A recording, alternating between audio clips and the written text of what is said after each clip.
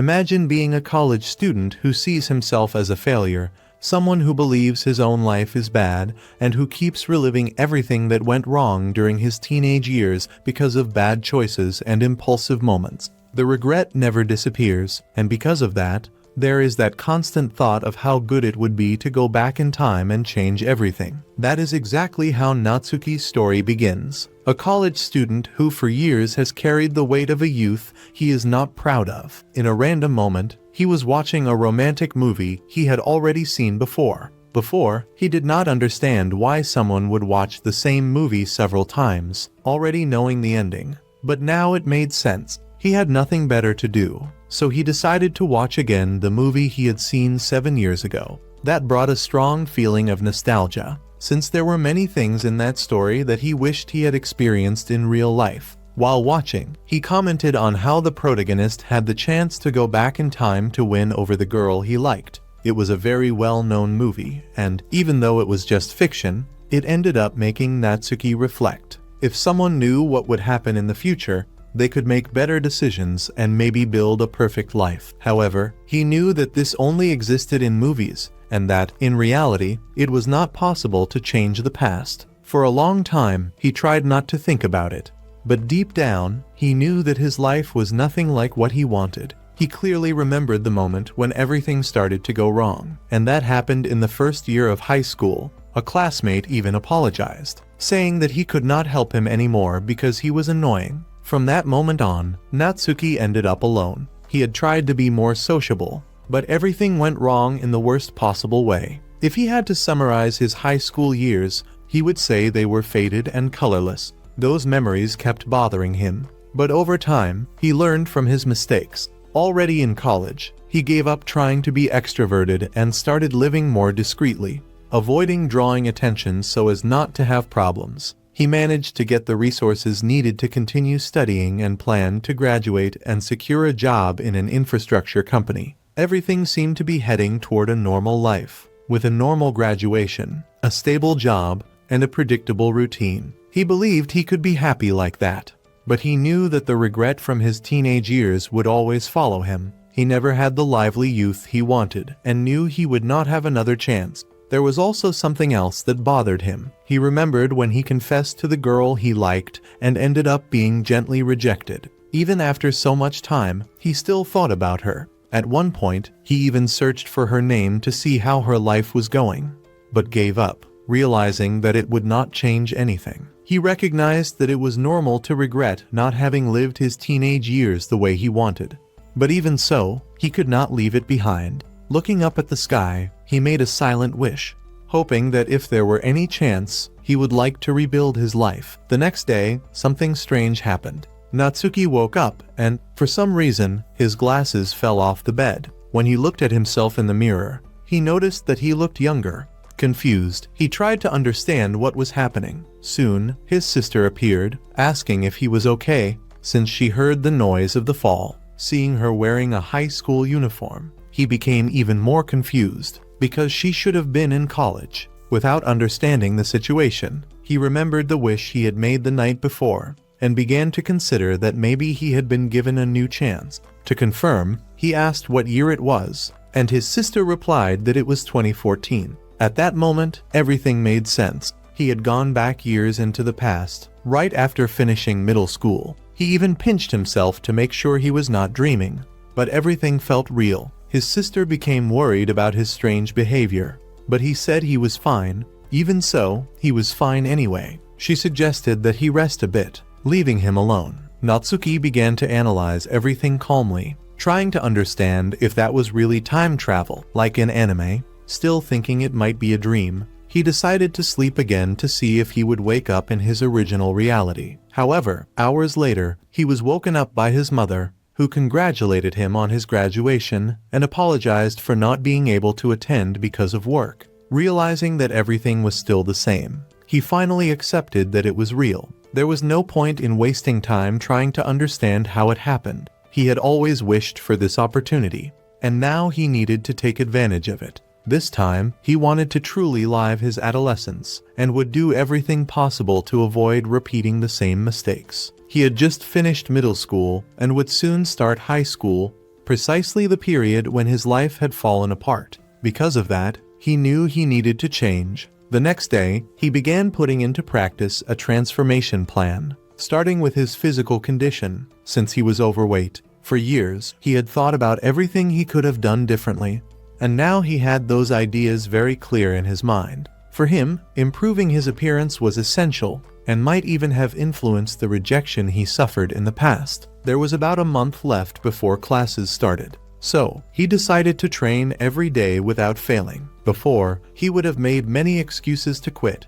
But now he was determined, because he was no longer the same person. Even on difficult days, he kept training, focused on completely changing within a month. In addition, he decided to buy contact lenses to replace his glasses, aiming to improve his appearance even more. Time passed quickly, and, at the end of that period, Natsuki was completely different. His sister was surprised to see him, saying that he looked like another person. When he asked what she thought, she answered simply, but that did not shake him. He was satisfied with his progress and felt ready to face whatever came next. He continued with his training routine and went out for a run, remembering that that day was the high school entrance ceremony, that is, his big chance to change everything. While resting on a bench, he noticed that a girl was watching him with curiosity. He approached to talk to her and then realized that she was someone important from his past. That girl was his childhood friend, and her name was Miori.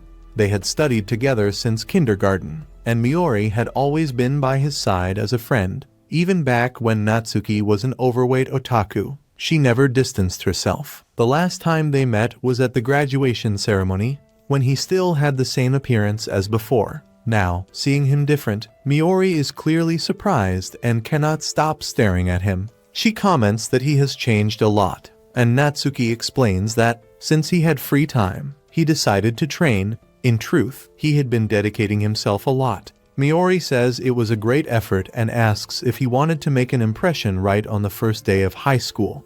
Natsuki accepts the comment and asks if that was something negative, but she replies that it is not, saying that, in fact, it is something good, since before he was kind of sloppy and overweight. Even so, she comments that she always thought he had potential and just needed a change. Natsuki agrees and says that she has also changed. Miori replies that it is normal to think that way, since even though they studied at the same school before, they were never placed in the same class and hardly saw each other. In addition to him not having many friends at that time, Natsuki does not like to keep recalling that past, but Miori continues, saying that the old Natsuki seemed to have disappeared. He responds that there was nothing special about him, just someone a bit clumsy. Miori ends up getting irritated with the way he talks about himself, but soon says that she needs to leave. Before that, she asks which school he is going to attend, and Natsuki answers that he is going to Ryomai High School. Miori is surprised, saying that she also chose the same school. Natsuki thinks about asking her not to mention anything about his past, but before he can say anything, she simply leaves. On the way to school, several girls start looking at him, which confuses him. He thinks that maybe they still see him as before, but soon realizes that it is because of the change in his appearance. While trying to calm himself, he ends up running into Rikari, the girl he liked and who rejected him in the past. The two exchange looks for a few seconds, until Yui, her best friend, appears and pulls her away. Even so, Natsuki remains stuck in that moment and decides that he has a clear goal. He wants to win over Rikari. He does not know exactly how he will do it, but he is determined. Upon arriving at school, he looks at the class board and realizes that everything is the same as before, including the fact that he will be in the same class as Rikari. He also notices a small group talking and ends up paying attention to them. A boy notices this and apologizes,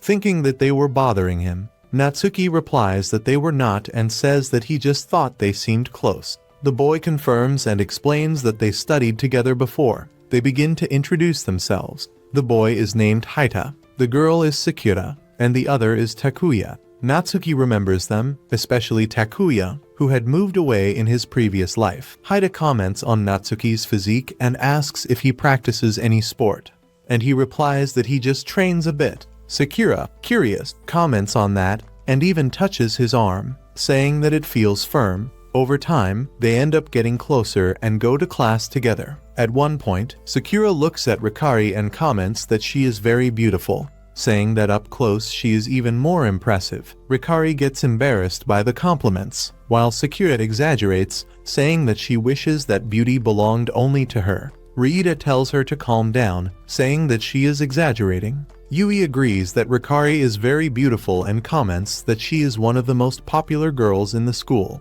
Rikari, visibly embarrassed, asks them to change the subject, and everyone continues talking normally. Natsuki observes all of that in silence, thinking about how extroverted people manage to keep a conversation going so easily. Even so, he realizes that this is a good opportunity to get closer to Rikari. The group starts talking about the schools they came from and ask which school Natsuki came from. He answers, but his low self-esteem makes him think that he should not be there with such popular people. However, he is mistaken, since Rikari treats him kindly and introduces herself better. Yui comments that Rikari was the most beautiful girl at her previous school, that she likes reading and watching movies, and that she was part of the literature club. Rikari tries to interrupt her friend, telling her not to exaggerate, since she does not see herself that way. Natsuki disagrees and, without thinking much, says that she really is very beautiful. At the same moment, he regrets it, thinking that he said something inappropriate, especially considering how he was in the past. However, to his surprise, Rikari only gets embarrassed and thanks him. Natsuki apologizes, saying that he spoke without thinking, and everyone is surprised by her reaction. Since she seemed used to compliments, Rikari just asks to drop the subject. Natsuki realizes that things are different this time and feels that his life can really change. He remembers how, in his previous life, he introduced himself in an exaggerated way, saying that he wanted to have 100 friends and join several clubs,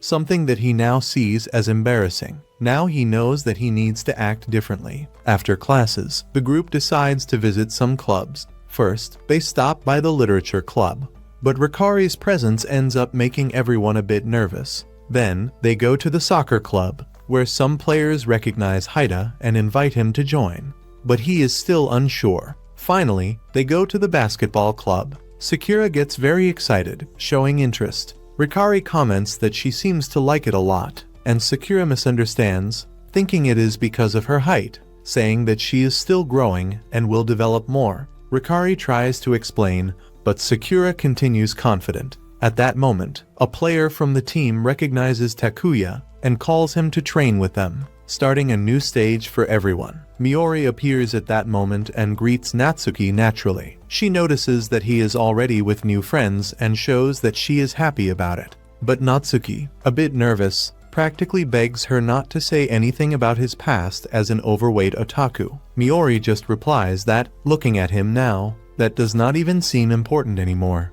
Even so, Natsuki insists that she stop, since he finds that very uncomfortable. Without holding back much, Miori comments to the others that they studied together before, and Riita interprets that as a sign that the two are close, but both deny it immediately. Miori says that she does not know Natsuki that well, but takes the opportunity to compliment Riita, saying that he is very handsome. He thanks her, and she asks if she can call him by his first name. Haida does not mind and says that she can, stating that he will do the same with her. Miori asks him not to be so formal and to act more naturally. Soon after, she calls Natsuki aside, saying that she wants to talk about something in private. She comments that his first day was great, since he already managed to make friends. Natsuki remains worried, afraid that she might say too much. But Miori says that she can even stay quiet, as long as he helps her with something. Then she reveals that she is interested in Haida and thinks he is very handsome. Basically, she wants Natsuki to help her get closer to him. In return, she promises to help him with whatever he needs. With not many options, Natsuki accepts the deal. A week passes quickly, and Sakura gets frustrated because the gym is under maintenance and she cannot train basketball. To cheer her up, Rikari suggests that they all go out together. Sakura immediately gets excited and says that it would be almost like a date with her. Riita suggests that the whole group go together, but Sakura prefers that it be something just between her and Rikari. Even so, Rikari says that she does not mind everyone going together. and Yui agrees, making everyone accept the idea. They then ask Natsuki if he also wants to go, and he agrees. They arrange to meet the next day in the morning. When Natsuki is leaving, he notices that Rikari is also leaving alone, since Yui had other commitments. Gathering courage, he asks if she wants to walk home with him, and she accepts. During the walk, Natsuki asks about the literature club, and Rikari answers that she only attends twice a week. In fact, Natsuki already knew that. Just as he knew that Yui would be busy that day, everything was part of a plan he had prepared to have that chance to walk with her. He recognizes that this is something an extroverted person would do naturally. But in his case, he needed to plan everything beforehand. Rikari then asks what they are going to do on the outing the next day, since no one had decided anything yet. Natsuki suggests that everyone settle the details by message that night, and Rikari agrees, but remembers that they still do not have a group created. Natsuki thought there was already one, and Rikari also thought so, but she soon decides to create one right there. She asks what name they could give the group, and Natsuki jokes, saying it could be something like Rikari's fan club. She rejects the idea, saying she does not like something like that, and suggests that it could be a group with his name instead. But Natsuki finds it strange, since he believes he does not have any fans. Rikari, however, remembers that several girls were looking at him, even though he still does not realize how much his appearance has changed. In the end, she decides to create the group with a name related to him, and already sends the invitation to everyone. Without warning, she takes a photo of Natsuki and sets it as the group image, which leaves him embarrassed. He asks why she did that, and she replies that someone had to put a photo and that it made sense for it to be his. Natsuki decides to get back at her and takes a photo of her as well, posting it in the group, which makes her feel shy. Determined not to lose, Rikari gets closer and takes a selfie of the two of them together, posting it right after. Natsuki is surprised because the photo makes it look like they are more than just friends. Yui joins the group and sends a message telling them to stop acting as if they were flirting, which makes Rikari even more embarrassed, quickly denying anything like that. Natsuki looks at the photo and thinks that he has taken a big step, since his plan to change his life seems to be working. Later, already at home, Natsuki receives a call from Miori and is surprised that she has his number. She explains that she got it from his sister and says that she wants to know more about Riita. Natsuki questions since when Riita belongs to her, and Miori responds in a relaxed way, asking him to go to a place so they can talk better. When he arrives, she observes his appearance and criticizes the fact that he is wearing simple sports clothes, saying that it is not a good choice to meet a girl. Natsuki replies that he does not have many clothing options and that that was the best he had. Miori insists that he needs to improve in that aspect, because appearance is also important. He agrees to talk about Haita, but asks for a favor in return. He wants help to dress better, since he does not understand anything about fashion. Miori accepts and takes him to a store to choose new clothes. He apologizes for bothering her, but she says that it is not a problem, since she knows that he has no one else besides her to ask for this kind of help. She states that she is the ideal partner for him, since she also needs his help to get closer to Haita. Natsuki finally understands the situation, and she reinforces that if they work together, both can achieve what they want. She assures him that, with her help, he will do very well in high school and will have more chances of getting a girlfriend. Convinced, Natsuki fully accepts the partnership between the two of them. When the day of the outing arrives, Riita shows up with a stylish look. Sakura appears with a more feminine and different style than usual. Since everyone has already arrived, the group starts moving together for the outing. During the way, Rikari asks Natsuki where he bought his clothes. He answers, but his insecurity appears immediately, and he asks if it did not look strange on him. Rikari tells him not to think like that, since she was actually going to compliment him, because she thought the clothes suited him very well. Natsuki feels relieved and thinks that Miori's help is really paying off. Trying to take initiative, he also compliments Rikari, saying that her clothes look great. However, she reacts in an unexpected way, saying that that was not exactly what she expected to hear, since she would have preferred that he had said that she looked beautiful. Natsuki feels embarrassed, apologizes, but Rikari starts laughing, saying that it was just a joke. Then, she explains that she likes clothes with an androgynous style, something between feminine and masculine, and comments that she sometimes even buys men's pieces if she likes the look. Natsuki agrees and says that he thinks it suits her very well, becoming completely enchanted while looking at her. In his mind, there is no denying it. Rikari is really very beautiful. The group arrives at a sports entertainment center, and Sakura gets extremely excited, asking what they are going to do first. Riita suggests that they start with whatever is available, since the place is crowded, and asks if everyone likes table tennis, since that is what is free at the moment. Sakura loves the idea and accepts right away. Rikari comments that, although she is not very good at most sports, in table tennis she does fairly well. Takuya finds that interesting and says that he wants to test it, directly challenging Rikari. She, however, becomes a bit hesitant and says that it is not a good idea to play against him. Sakura joins the fun and says that he will have to beat her first if he wants to face Rikari, which makes Takuya comment that they are treating him like a difficult boss in a game. Natsuki, a bit nervous, takes the opportunity to ask Rikari to play with him. Since she did not want to face Takuya, she accepts, but asks him to go easy. Natsuki agrees, although he remains distracted thinking about how beautiful she is. The matches begin, and both Sakura and Takuya show that they are very good. Meanwhile, Haida and Yui stay waiting for their turn, since there are not enough tables, and decide to just watch and cheer for now.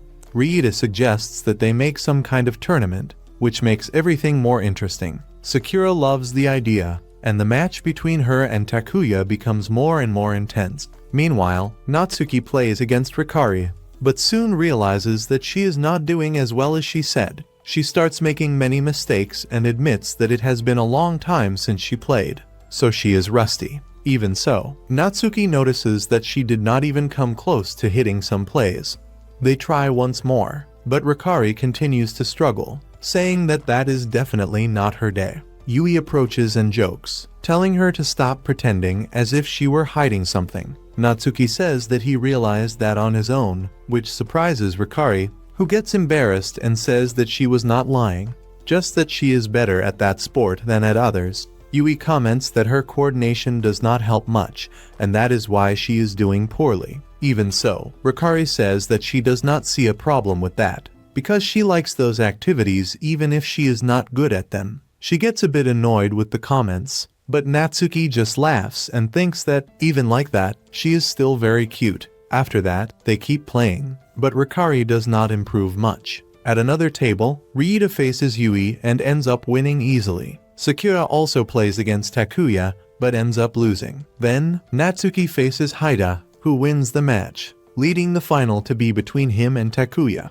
Riita enters confidently, saying that he usually wins, which irritates Takuya, who responds by saying that only who wins now matters. In the end, Riita takes the victory by a minimal difference. Sakura, watching everything, gets frustrated and says that she is better than them. Natsuki agrees just to cheer her up. Takuya wants to keep playing, but Natsuki suggests a break, since everyone has already played a lot. However, Takuya insists, saying that the time at the place is limited and that they need to make the most of it. Natsuki realizes that he is irritated, probably because he did not manage to beat Riita. Takuya then decides to go alone to the batting area to relieve his frustration. Sakura asks if they should leave him alone, and Rikari thinks that might be a bit cruel, since he is a friend. Haida, on the other hand, says that real friends do not need to be together all the time, and Rikari ends up agreeing in part. Yui also says that everything is fine since they know each other well enough to understand that.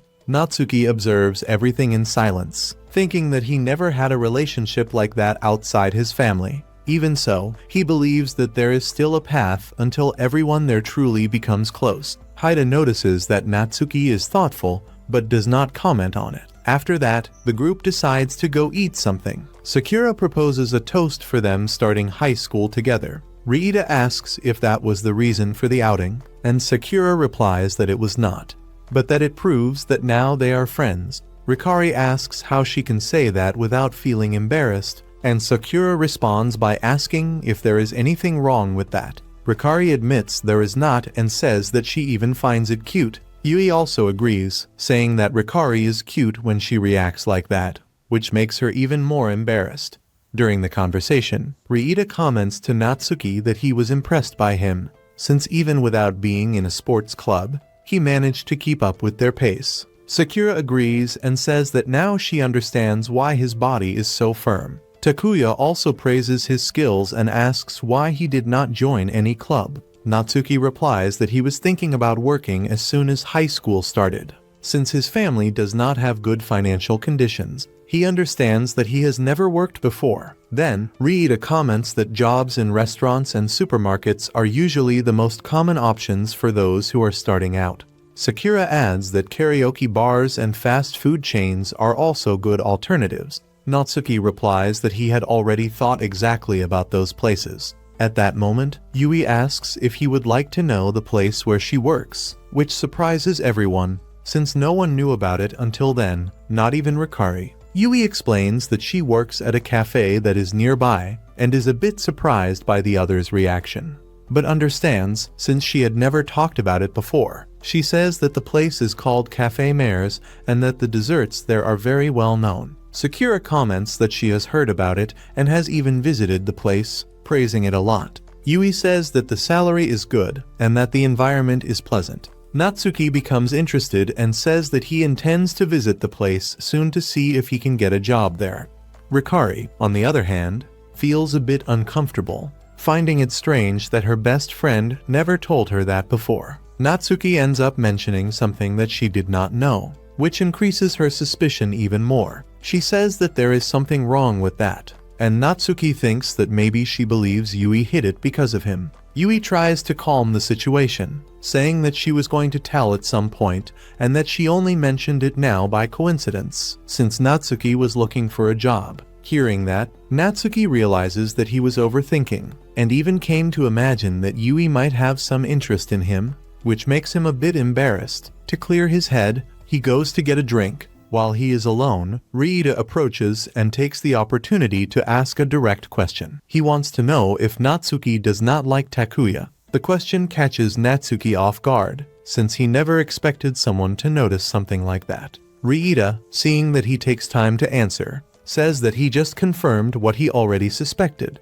Natsuki asks the reason for that impression, and Riita explains that although everyone is getting along, he noticed that Natsuki does not interact much with Takuya, which caught his attention. Natsuki admits that there is something, but says that it is not exactly what it seems. He explains that the problem is not Takuya's fault and that he prefers not to talk about it. Riita decides to trust Natsuki and drops the subject. After Riita leaves, Natsuki thinks that he is not popular only because of his appearance, but also because he is a good person. In another corner, Sakura and Takuya are playing basketball while the others watch. Even there, Natsuki cannot stop thinking about the conversation he had. He remembers that Takuya was part of the basketball team, but does not recall exactly what happened at that time. Haida calls Natsuki to play as well, and he accepts, liking the idea.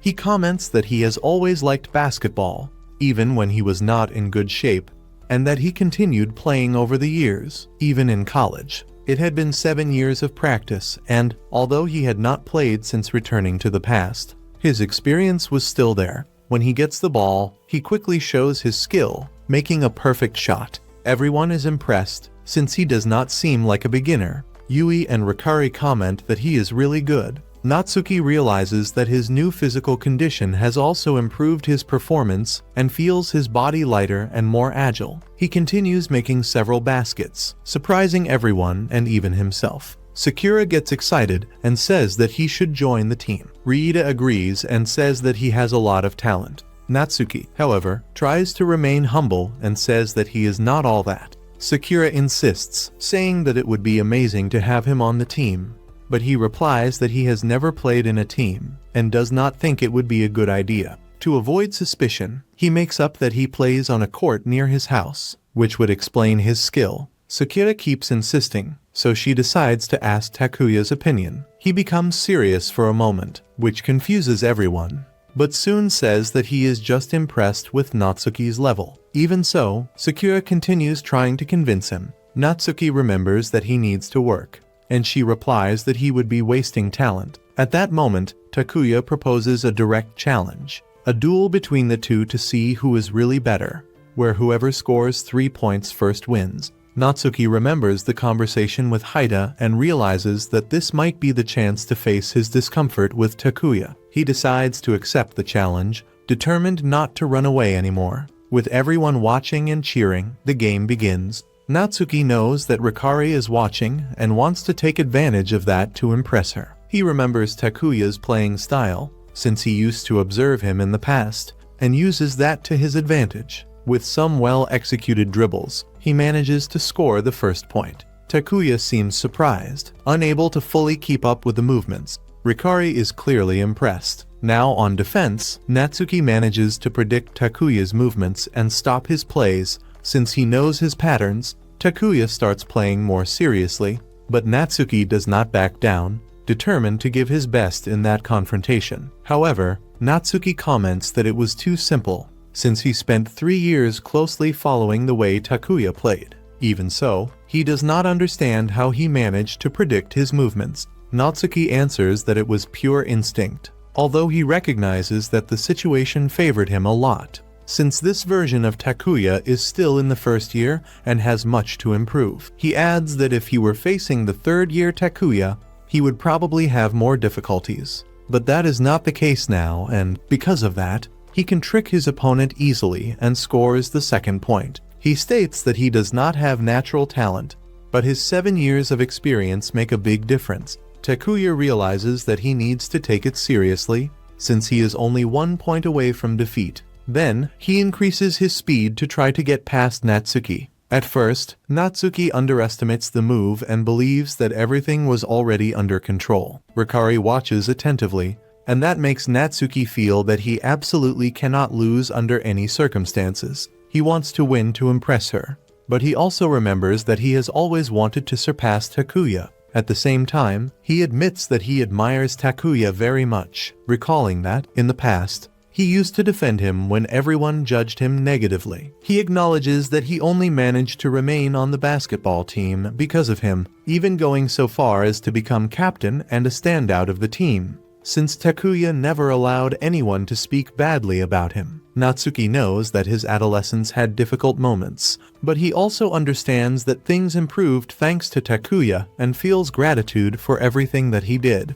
Because of that, he decides that he will not hold himself back anymore. He recovers the ball and prepares himself to make the third and final point. During this, he remembers that he once felt afraid of Takuya because of his striking, almost overwhelming presence, something that made him feel insecure. This memory frightens him, especially when thinking that he might start to feel something negative toward him again. Even so, he decides to take the risk with a long-distance shot and manages to score the decisive point. Securing the victory, he declares that, this time, he will not disappoint him as before, and will do everything possible to become his friend. In the end, he ends up drawing everyone's attention, especially Rikari's. Sakura congratulates him on the victory. Takuya shows a certain discomfort at first, but accepts the result. He comments that he does not see a problem in losing to Natsuki, because he believes that he is a good person.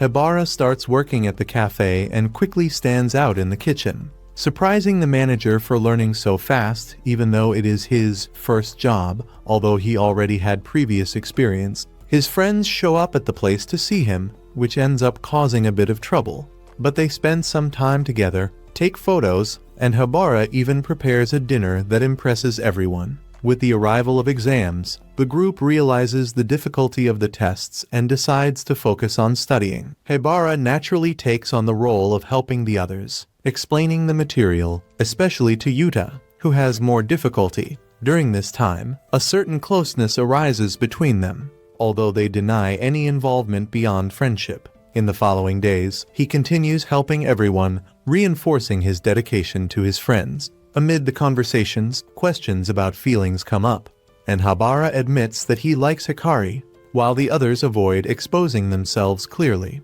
Later, during a study session at the cafe, he meets Miori, and Yuta shows a bit of jealousy by trying to keep him nearby. Haibara hands over study materials made with a lot of effort, impressing Yuta, Miori, on the other hand, suggests that Yuta might be developing an obsession with him, something Haibara finds hard to believe. In the end, Haibara and Miori walk back home together, and he reveals his true goal: to live a more intense and experience-filled adolescence, different from the dull past he had. Although Miori interprets this in a provocative way, she even comments that maybe he has not realized it, but he ended up getting involved in something bigger. Haibara does not understand it at the moment, but it will soon make sense. When he arrives home, he throws himself onto the bed thinking about it, until he receives a message from Hikari asking if she can call. He accepts, thinking it would be something fun, but she wants to talk about Tatsuya. She says that he seems sad lately and asks if Haibara knows anything. He replies that boys usually do not talk about feelings, because they find it strange. Hikari hopes it is just an impression, and Haibara promises to observe more carefully. The next day, they arrive at school and take another test. After everything, the week of evaluations ends and they are finally free. Then they decide to celebrate by going to karaoke, something very common in Japan. It is the first time Haibara goes with other people, since before he used to go alone. For many, that might seem sad, but for him it was something special, almost a personal moment of relaxation. He ended up becoming very good over time. Even so, singing alone was not the same. Maybe that is why he learned to put emotion into the songs. Yuta hands him the tablet to choose a song. It has been 7 years since the last time he sang like that, so he hopes he will not embarrass himself. He chooses a song, and Yuta says she loves it and asks if she can sing along. Haibara agrees, and the two show what they can do. He sings with a lot of emotion, because he feels that the song reflects something inside him. During a performance, Haibara moves everyone with his presentation, even making some people cry. Yuta shows herself especially involved and close to him, praising his musical taste. This closeness sparks Tatsu's jealousy, who loses control, makes a scene, and leaves angrily. Haibara goes after him to understand what happened, and after some resistance, Tatsu admits that he feels inferior and frustrated. Seeing Haibara as someone perfect, Riita then explains the situation. Tatsu is jealous because he likes Yuta and constantly feels overshadowed by Haibara, whether in talent, appearance, or the attention he receives. Even without direct fault, Haibara realizes that he needs to deal better with the emotions of the people around him. The tension causes the group to slowly drift apart, breaking the atmosphere of friendship that existed before. Despite this, Haibara continues to stand out and ends up ranking first in the exams. Yuta celebrates with him and suggests that they go out together, but he refuses out of respect for Tatsu's feelings, which leaves him sad and reflective. On the way home, under the rain, Miori appears and insists on helping him. She leads him to open up emotionally, showing that she has always been by his side. The next day, determined to fix everything, Haibara looks for Tatsu to talk and try to resolve the situation between them. Tatsu states that he just wants to be alone, but Haibara reminds him that he has been acting like that for an entire week. Tatsu replies that maybe everything would be better without him around. Haibara immediately disagrees, saying that he should not think that way, and that, even in his worst moments, he never came to consider something like that. Tatsu responds that it is easy for him to say, since he seems to get everything right. Then, he finally admits that it is not exactly jealousy that he feels, but envy. He does not like feeling that toward a friend, and that is why he decided to distance himself. Haibara asks if this has to do with Yuta, and Tatsu questions if he already knew. Haibara explains that he did not, that he only found out because Riita told him, and even comments that he always admired Tatsu since middle school, never imagining that he could feel that way. Tatsu vents, saying that he does not know how to get closer to her or catch her attention. He feels that he has nothing special, except for basketball, and even in that Haibara ended up surpassing him, making him feel useless. Even so, he makes it clear that he does not blame Haibara for it.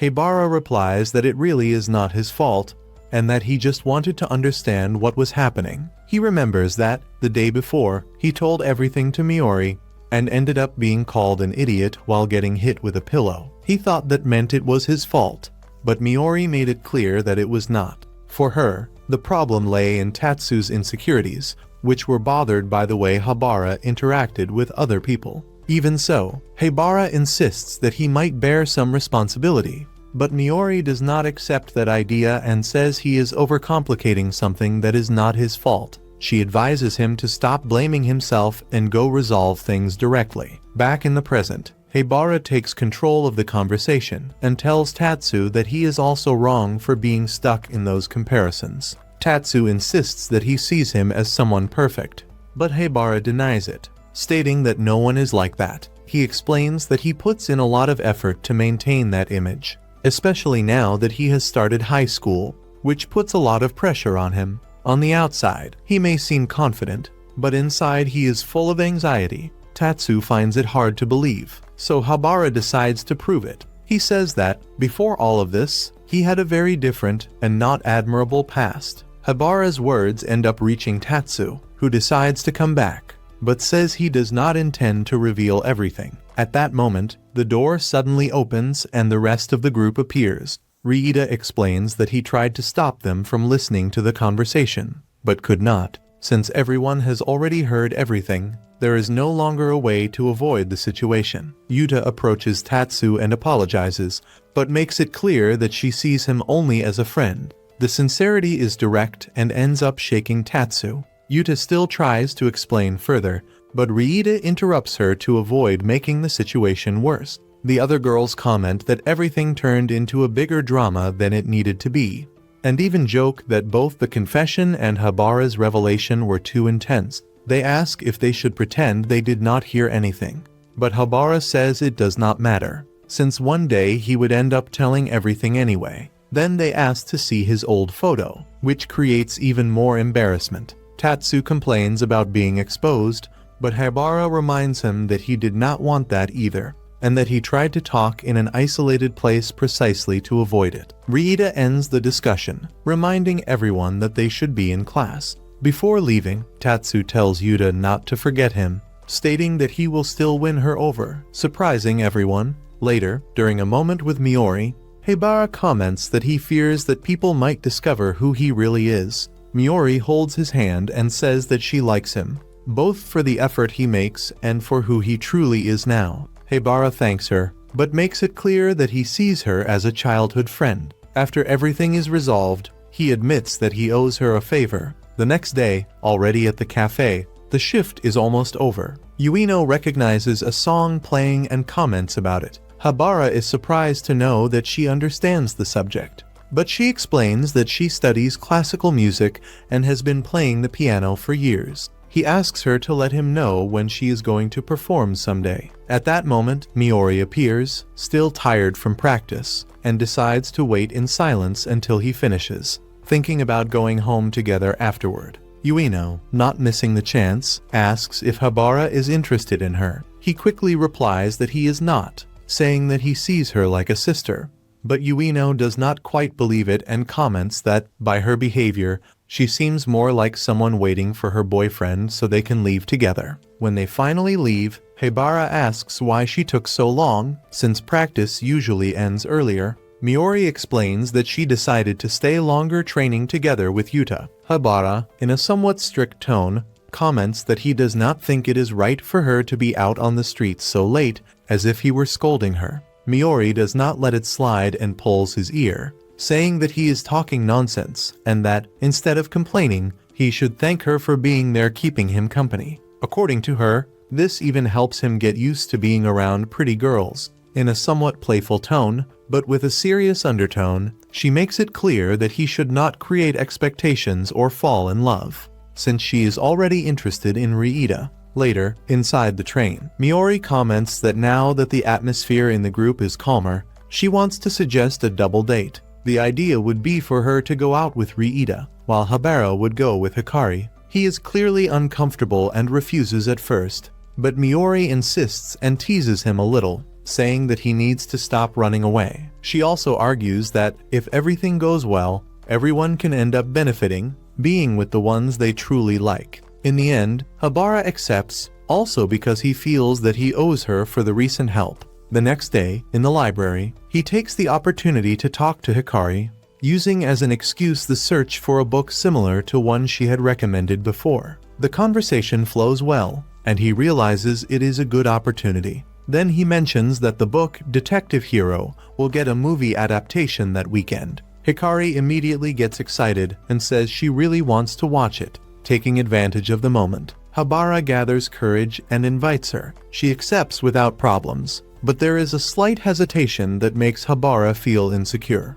Right after, Hikari asks if he intends to invite anyone else. He interprets this as if she does not want to go alone with him. So he quickly mentions that Miori will also be there. Hikari replies that, in that case, she would rather not go, since she does not want to feel out of place. Haibara then explains better, saying that Miori plans to go with Riita. That catches Hikari's attention, and she asks if Miori likes him. Haibara confirms it, and she says she had already suspected that because of how close they were during study sessions. Then, Haibara invites Riita, who immediately accepts, excited about the idea. However, shortly after, Yuta appears, apparently having overheard part of the conversation. He asks if they are going to the cinema, and if he can join. Haibara explains the plan and asks if he is interested in the movie.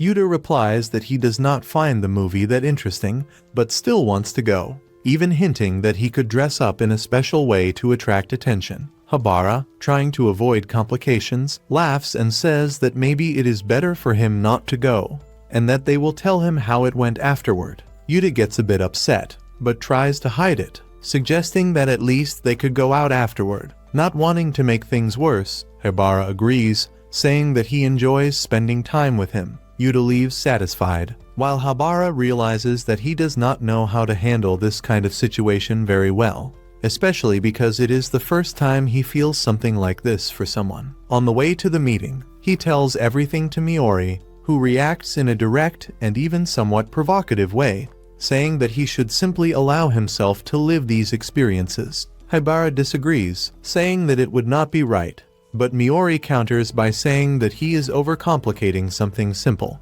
According to her, he is not even in a relationship yet, so there is no reason to act as if he were doing something wrong. She also comments that Hikari is a good girl and that he should stop hesitating so much. Haibara realizes that he might be idealizing the situation too much. Miori says that this is his problem, and that he only needs to make a decision if someone actually confesses. When they arrive at the plaza, they meet Riita and Hikari. They buy the tickets, but since there is still time, they walk around the place. Miori starts showing some clothes to Hikari, and the two chat excitedly. At one point, Hikari comments to Miori that it seems like she invaded the date, but Miori replies that everything was planned that way. Meanwhile, Riita comments to Haibara that they seem to get along well, as if it were a natural relationship, almost like siblings. During the outing, Hikari pulls Haibara aside to give space to the others, and they go to the cinema.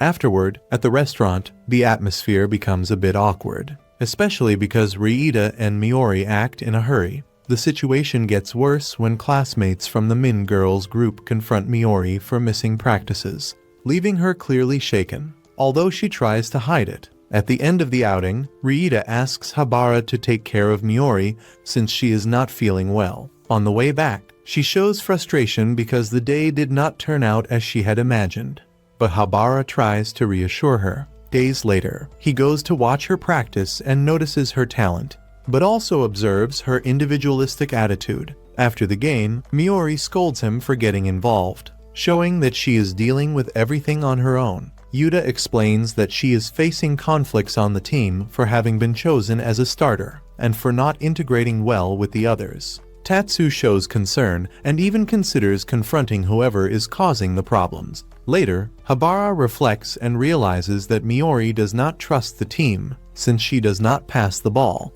Then, he talks to Yuta through a video call, where she shows affection and reveals that she also tried to help Miori, without success. With that, Haibara decides that he needs to act to help her.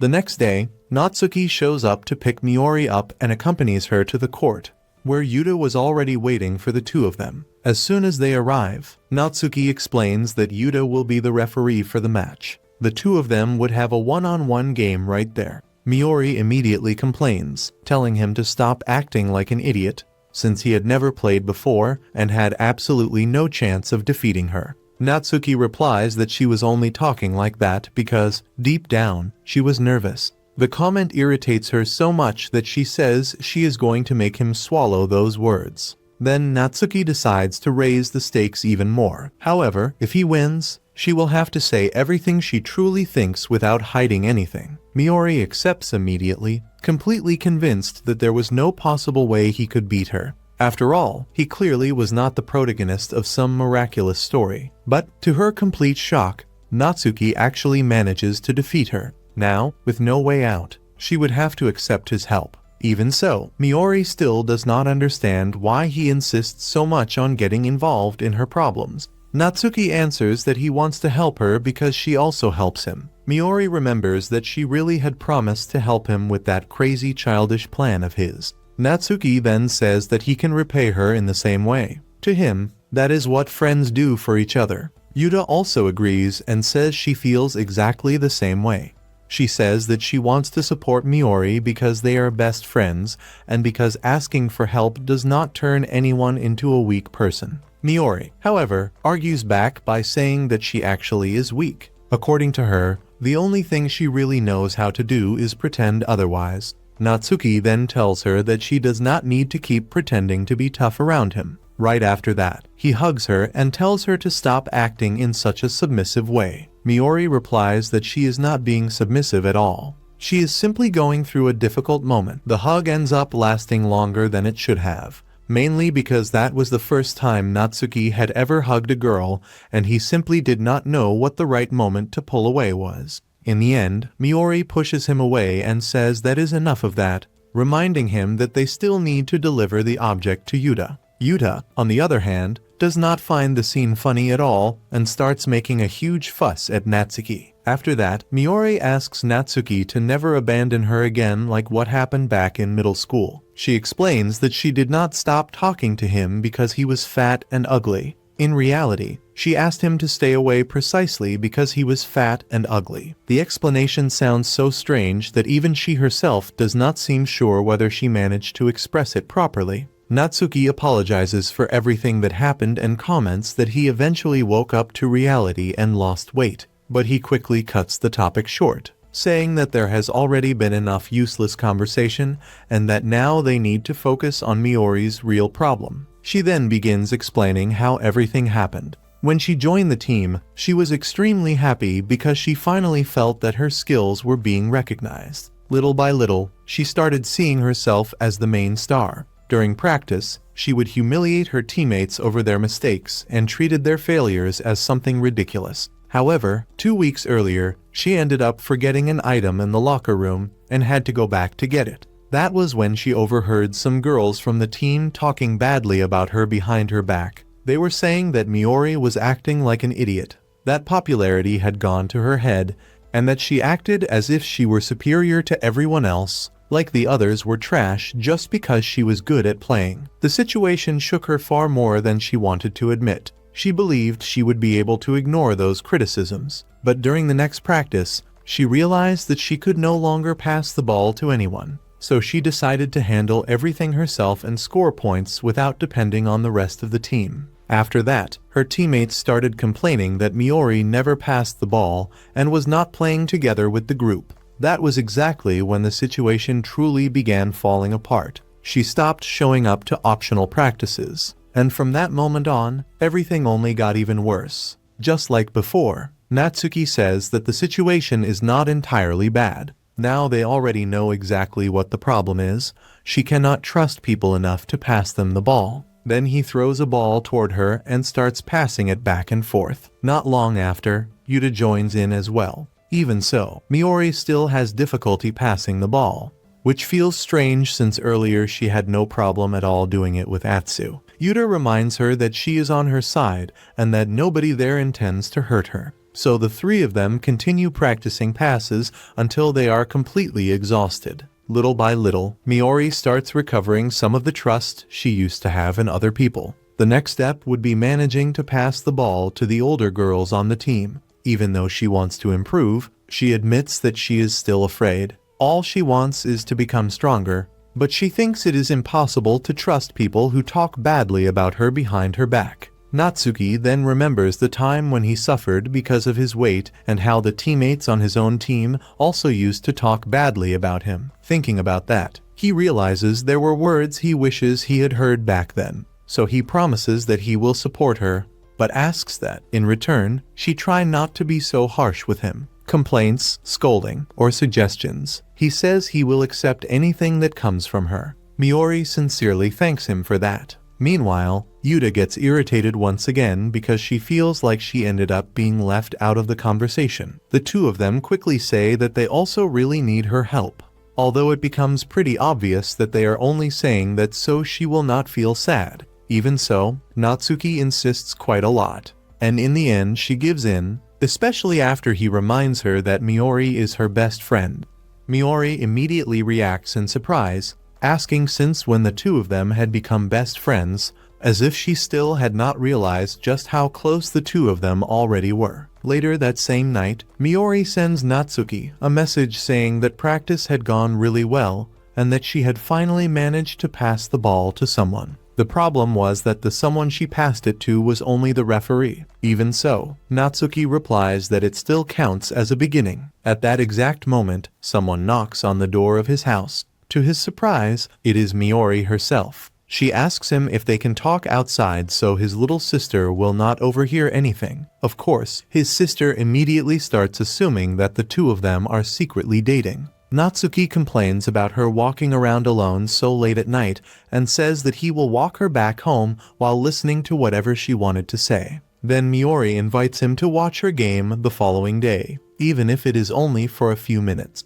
Natsuki accepts and comments that she could have simply sent him a message, but that it is fine anyway. The next day, he shows up in the stands and waves at her. Yuta also tries to get his attention. Although she can barely even be seen from the bench, she has to exaggerate her movements a lot before Miori finally notices and waves back. When the match begins, everyone is surprised to see Miori grab the ball and immediately pass it to one of her teammates. After that, she declares that from now on she intends to play together with the rest of the team. And this time, she truly keeps her promise. Throughout the entire game, she starts trusting the other girls more and more, constantly distributing passes. Every point scored is born from the plays she creates. Her teammates celebrate and praise Miori with a lot of excitement. Little by little, the heavy atmosphere disappears completely, and the team finally begins to feel truly united. At one point, Miori even dedicates a play to Natsuki from inside the court,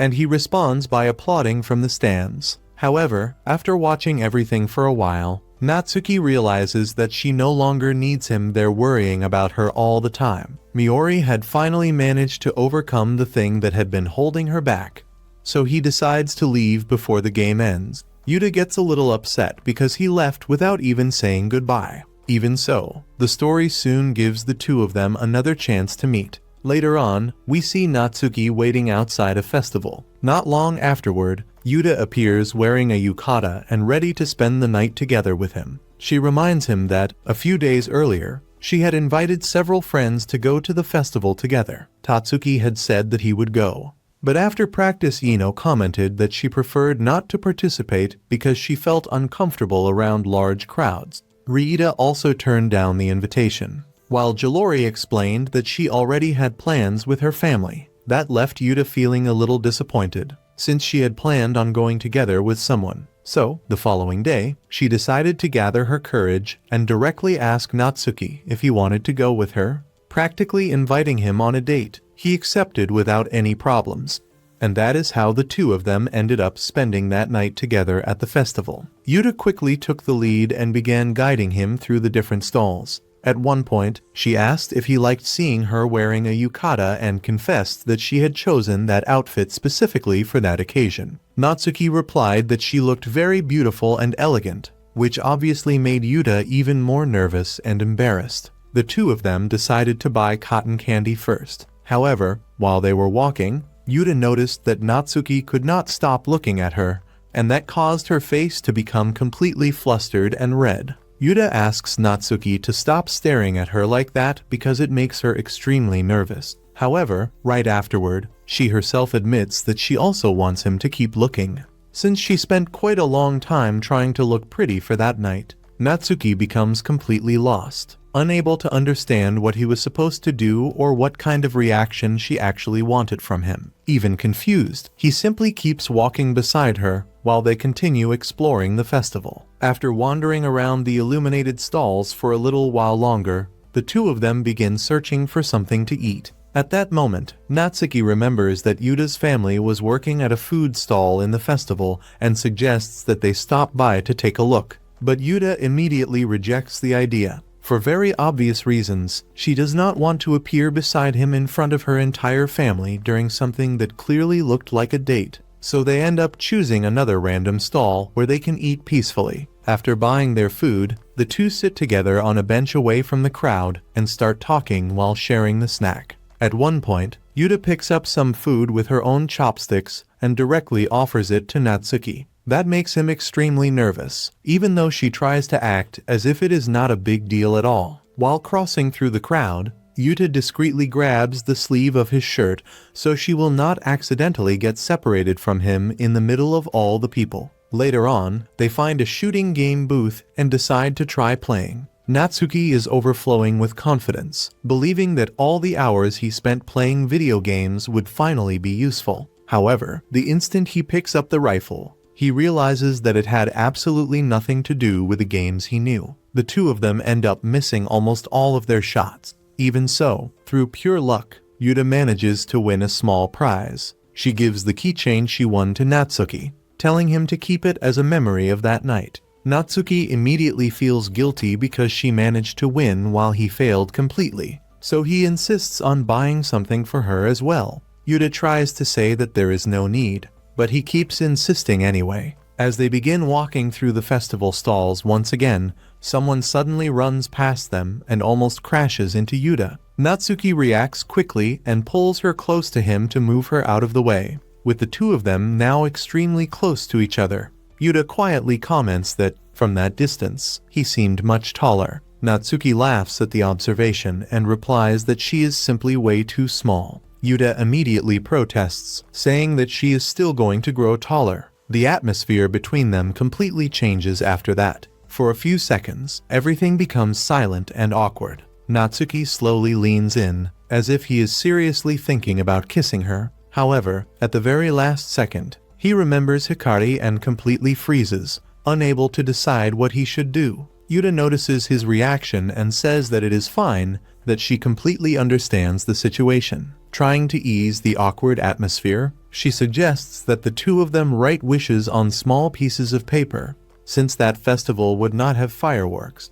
So they take the papers to write down their wishes. Before doing so, Yuta asks Natsuki to turn around while she writes hers. He asks if she intends to hide the wish from him. She replies that he can look if he wants, but admits that she feels a little embarrassed about it. After that, Yuta asks what kind of wish he wrote down. Natsuki then shows her the paper, where it says, "The greatest teenage years of all time." Yuta finds that surprisingly romantic, sincere, and even a little touching. However, when she gets ready to place her own paper beside his, she realizes that the wish she originally wrote suddenly seems kind of stupid in comparison. Because of that, she ends up changing her wish to the exact same thing Natsuki wrote. Afterward, the two continue walking around the festival while talking about practice and about how Miori and the guacamole were finally starting to get along better now. At one point, Yuta takes his hand and tells him not to worry, because nobody would see them like that. Not long later,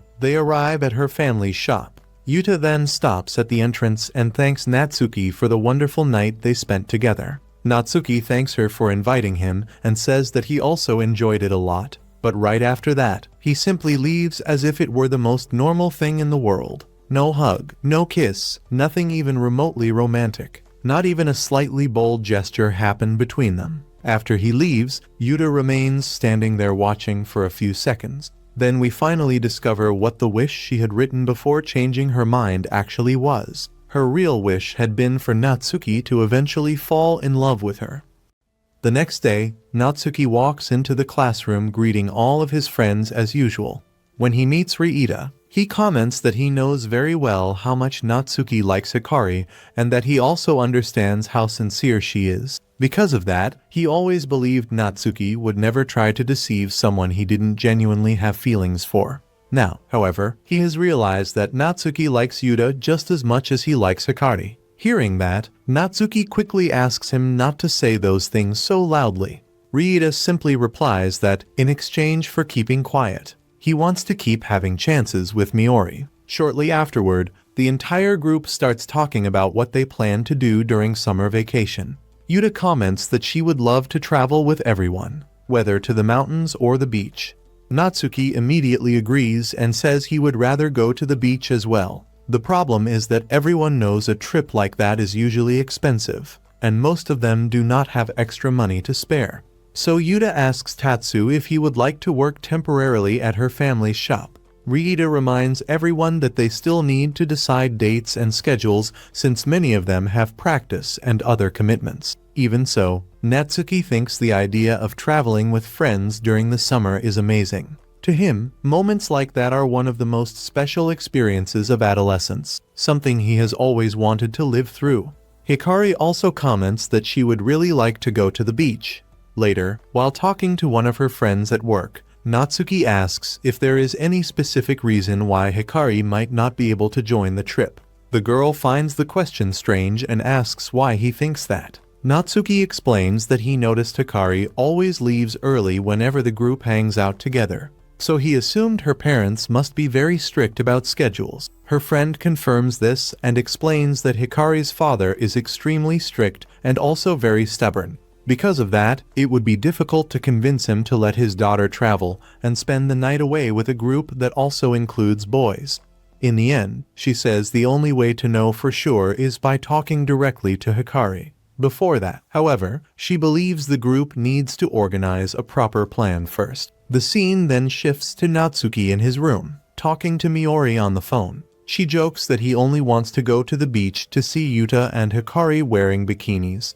Miori also explains that traveling to the beach from Gunma would require them to stay there for at least one night. Natsuki agrees, saying the trip takes a long time because of the transportation. Soon afterward, Miori sends him a photo of the place, and Natsuki is impressed by the beautiful scenery. She comments that now the group just needs to discuss everything properly and make a final decision. She also says she is curious to know what they will ultimately choose and asks him to tell her afterward. Before hanging up, Miori seems like she wants to ask something related to Yuta, but changes her mind at the last second and ends the call. The following morning, on his way to school, Natsuki runs into Hikari. The moment he sees her, he feels his heart race once again.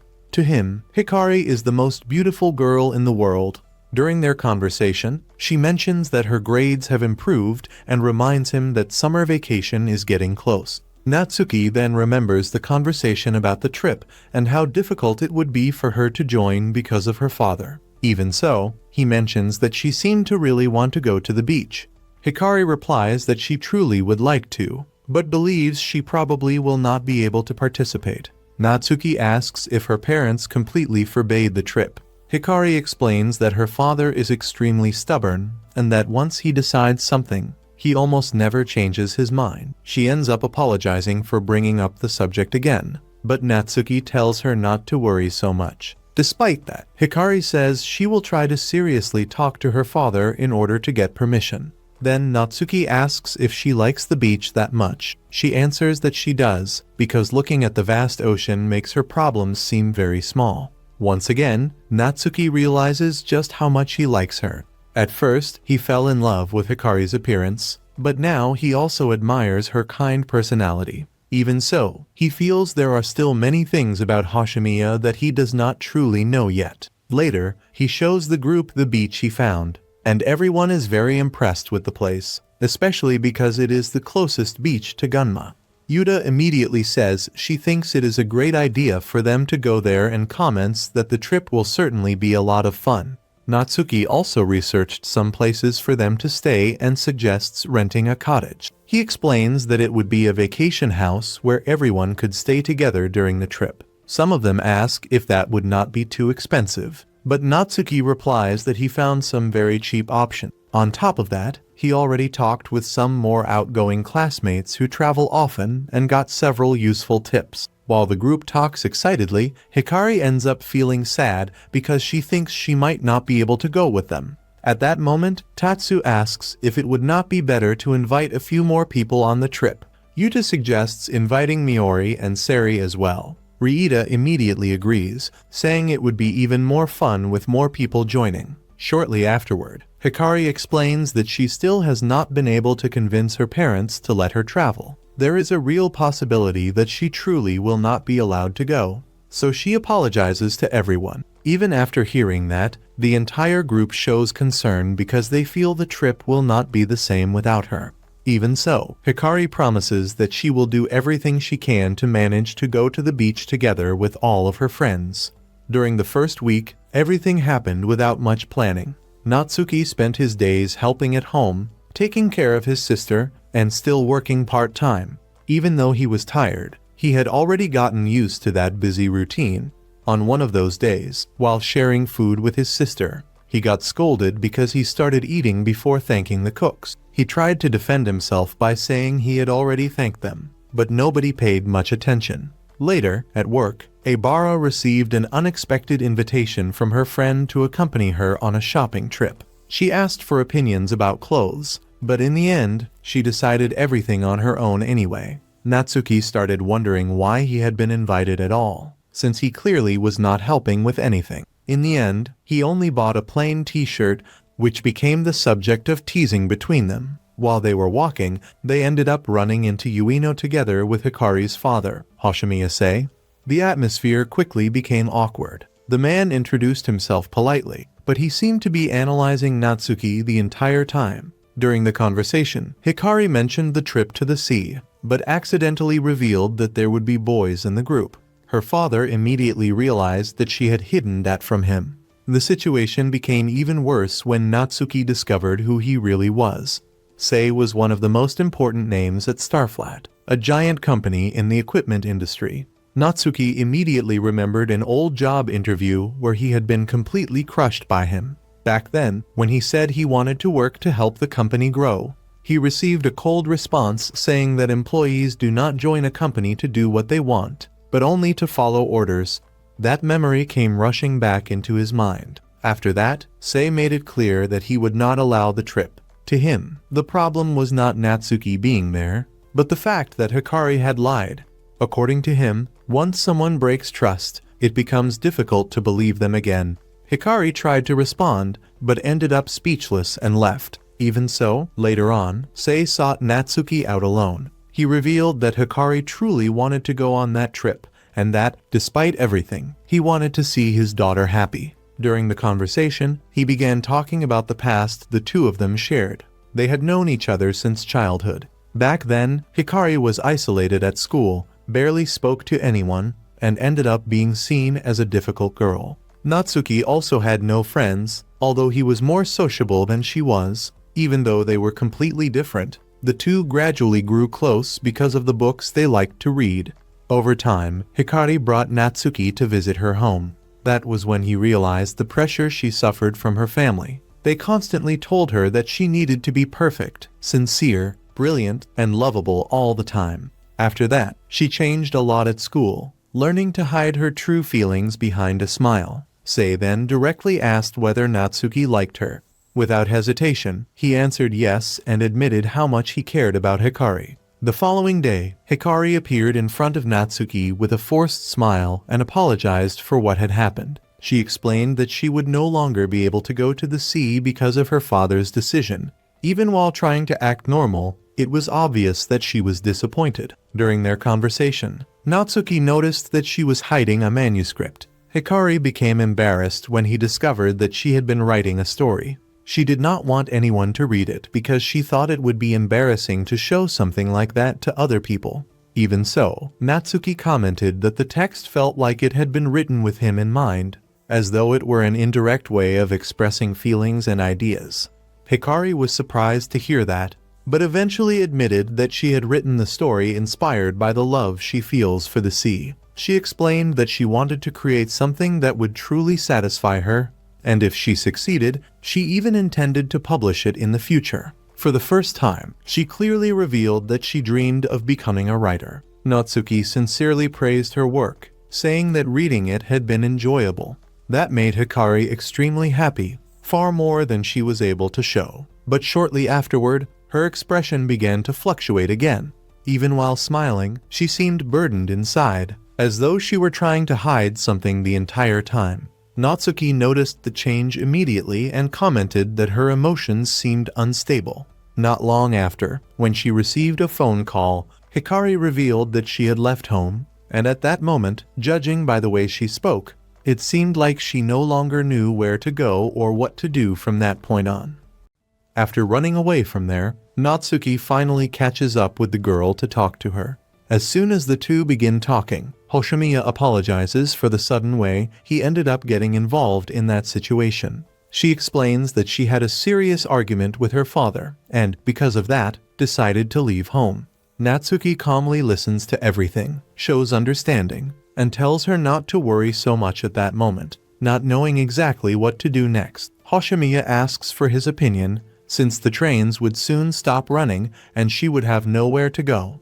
After thinking for a bit, Natsuki asks if she would like to spend the night at his house, and Hoshimiya accepts the invitation. When she enters Natsuki's room, she is quite surprised, mainly because it was the first time she had ever entered a boy's room. Meanwhile, Natsuki was extremely nervous about sharing the same space with the girl he was in love with. Looking more carefully at the room, Hoshimiya quickly realizes that he truly was an unapologetic nerd. Shortly afterward, his sister suddenly appears in the room, but leaves right away so she will not disturb the two of them. While talking to her brother, she asks who the girl was and whether the two of them were dating. Natsuki immediately answers that it was not like that and explains that Hoshimiya was dealing with some personal problems. He comments that she might need to spend the night there. His sister thinks that could cause problems, especially because Hoshimiya was not even his girlfriend. Because of that, she says it would be better to tell their mother. However, Natsuki replies that he did not want to involve their mother in that situation, since explaining everything would be very complicated. So his sister decides to take responsibility and says she will help him as much as possible. Even so, Natsuki knows that the situation was still complicated, especially because their father also worked a lot and might find out everything afterward.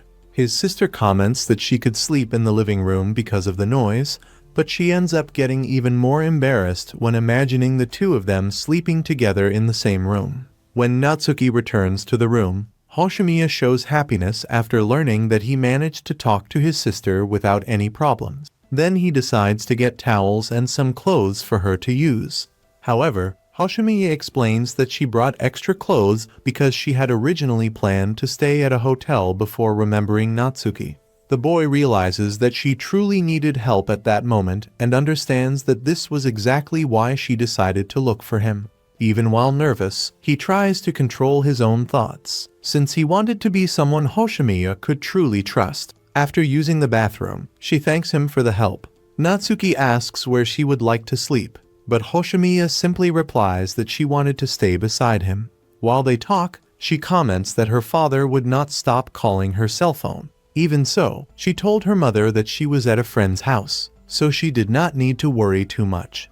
Hoshimiya then begins explaining the entire situation. She says that earlier that day she arrived home later than she was allowed to. Her father became irritated and asked where she had been.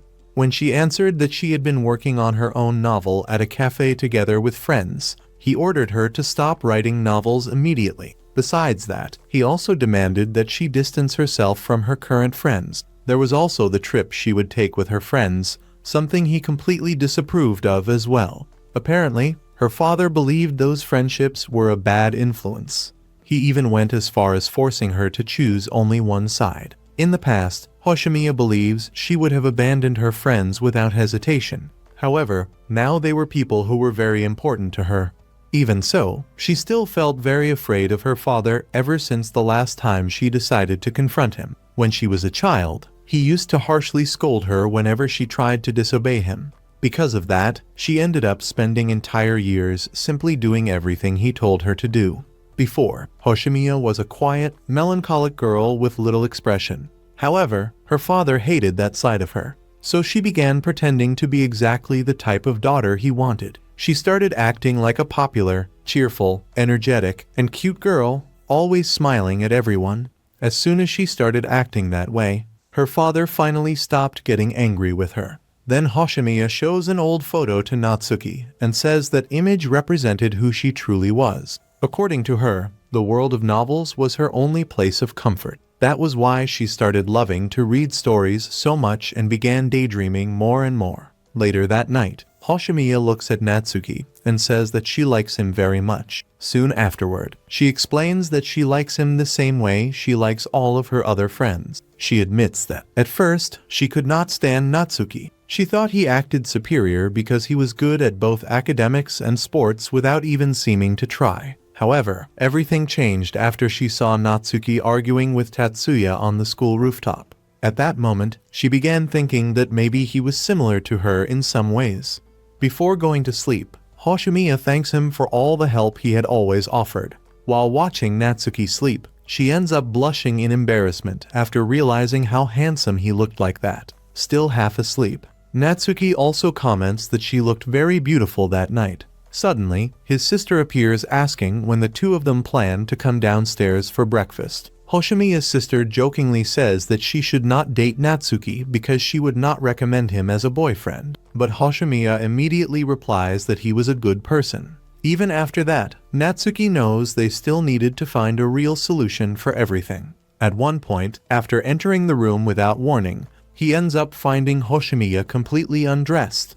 Completely panicked, he immediately apologizes for entering without knocking. However, she replies that he should not worry so much, since she had only tried to change clothes quickly while thinking he was still outside. Even so, she embarrassedly comments that he also did not need to stare that much like that. Soon afterward, Natsuki asks what she intends to do from then on. Hoshimiya replies that running away forever would solve absolutely nothing. Then Natsuki says that she needed to somehow make her father change his mind. After that, he asks if she would like to go somewhere quieter to think things through better.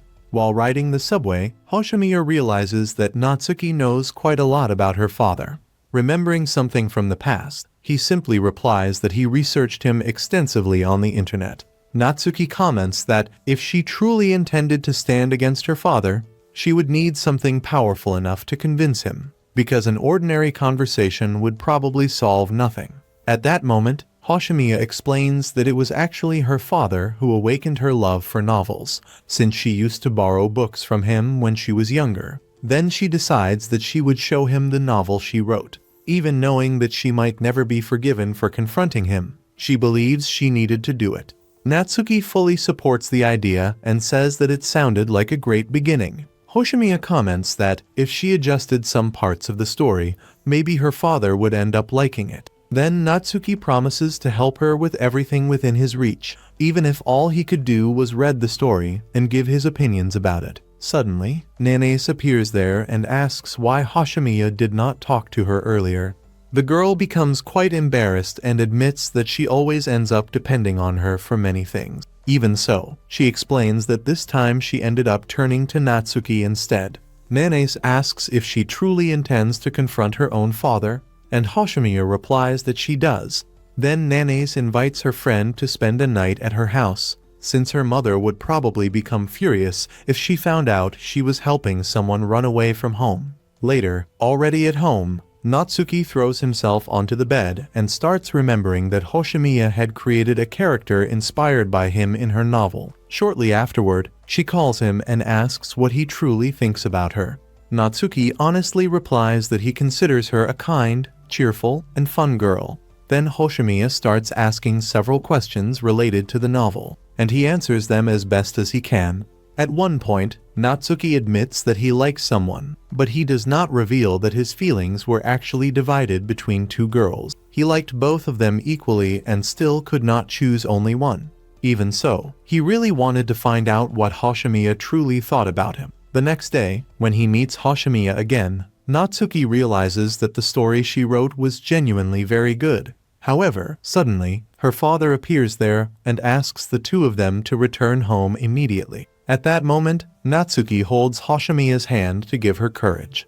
Then he tells her father that Hoshimiya was not causing trouble for anyone. After all, helping a friend who asked for support was something completely natural. Hoshimiya then explains that she intends to return home, but only if her father agrees to listen to what she has to say first. The man recalls that his daughter's dream had always been to become a writer, but he believes she would have a much more comfortable life if she simply followed the path he chose for her. However, Hoshimiya replies that he was wrong.